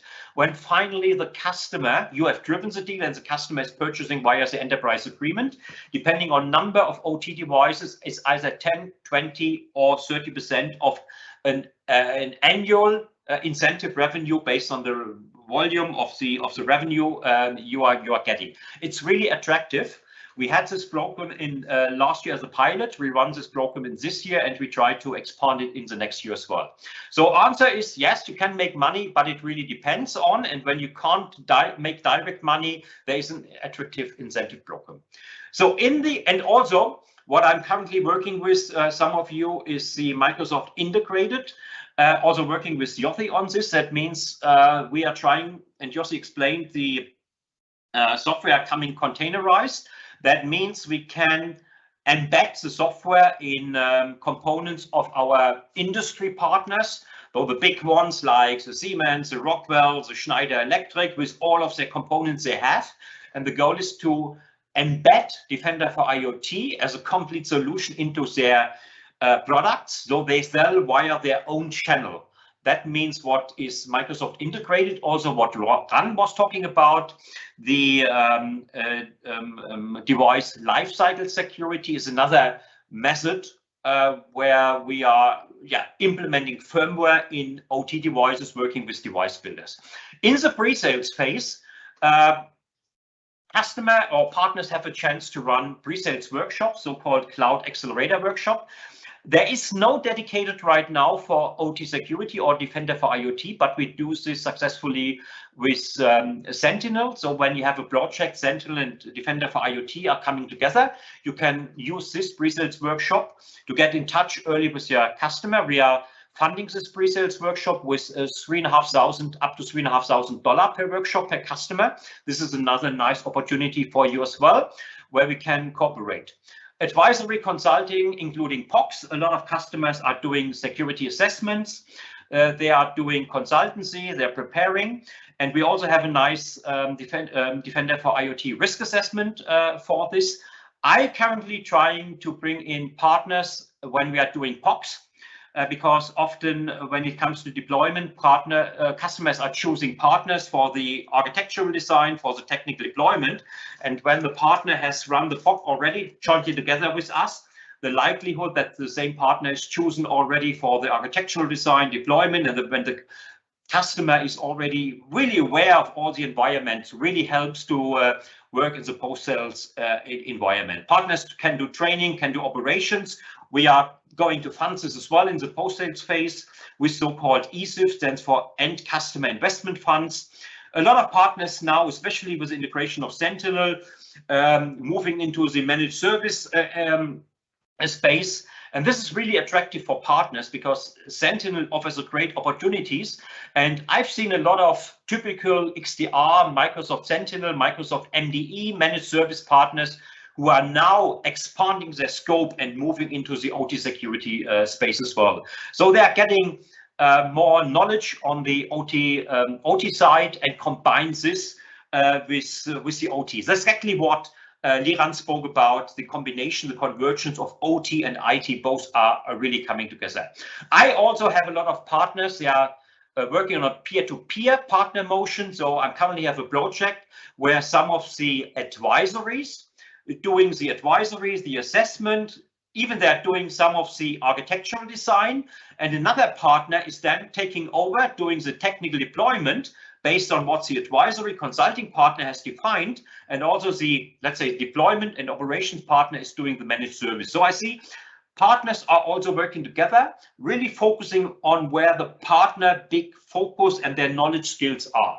The partners don't need to do everything in the sales lifecycle on the customer journey by themselves. There's a lot of good cooperation, and even cooperating with the Microsoft sellers is another good opportunity. So let's jump in the 2 second last slides. How Microsoft can help you to be successful. I already spoke about the Cloud Solution Provider Program, incentives here.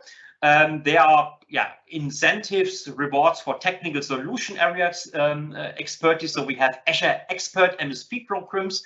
I quickly like to touch on these 2 boxes, Enterprise Program Incentives, what I mentioned already, and the Azure incentive, something called PAL, Partner Admin Link, where you can get extra incentive when you're helping driving success in the customer environment. So the specific Defender for IoT programs, there are 2 in FY22 that I mentioned already. It's the Defender for IoT Risk Assessment Program. Why have we come up with this one? Because of a simple reason. Sometimes POC can last a long time. We are trying to have the POC close in 30 days, which is normally not a problem, but often we find out the problem is on the OT side, on the customer side, really to get a spend part activated and enabled. Because often you cannot touch the OT switches. You need special approval. Even the customer have special procedures how to do it. It often can take months or even half a year to do POC there. That's why we are doing the Defender for IoT Risk Assessment program, because only you need is PCAP files, network traffic that is captured either by yourself or the customer providing this. Then you can use the PCAP files in your home environment. You implement a sensor really quickly based on on your Azure subscription. You replace the PCAP files. You're seeing what's going on in the customer environment. You create a risk report, presents a risk report to the customer, excites the customers that the customer sees the gaps and asks you about the next steps. We are also funding this with about up to 10,000 K. And the other Defender for IoT is a pre-sales incentive, what I mentioned before. You are driving a deal, you're influencing a deal, the customer orders through the own enterprise agreement, but you get incentivized based on the number of OT devices, either 10, 20 or 30% of the annual revenue. I think really cool programs. A lot of partners are working with us on this program. The other one is the partner admin link. So you can get the partner admin access rights, so you have access to the partner tenant.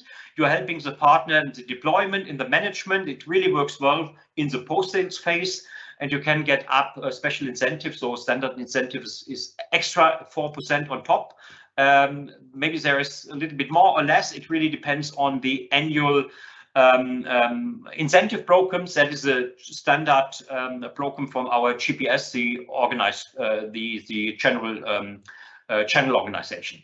There are some more links here about the resources, about the partner programs, the partner dashboard and partner center. When you are a partner working with us already for a longer time, you have alliance manager in your organization. They know about these incentives already, but I like to mention this here as well, because your partner alliance manager maybe are not that familiar yet with Defender for IoT, but all this applies to Defender for IoT as well.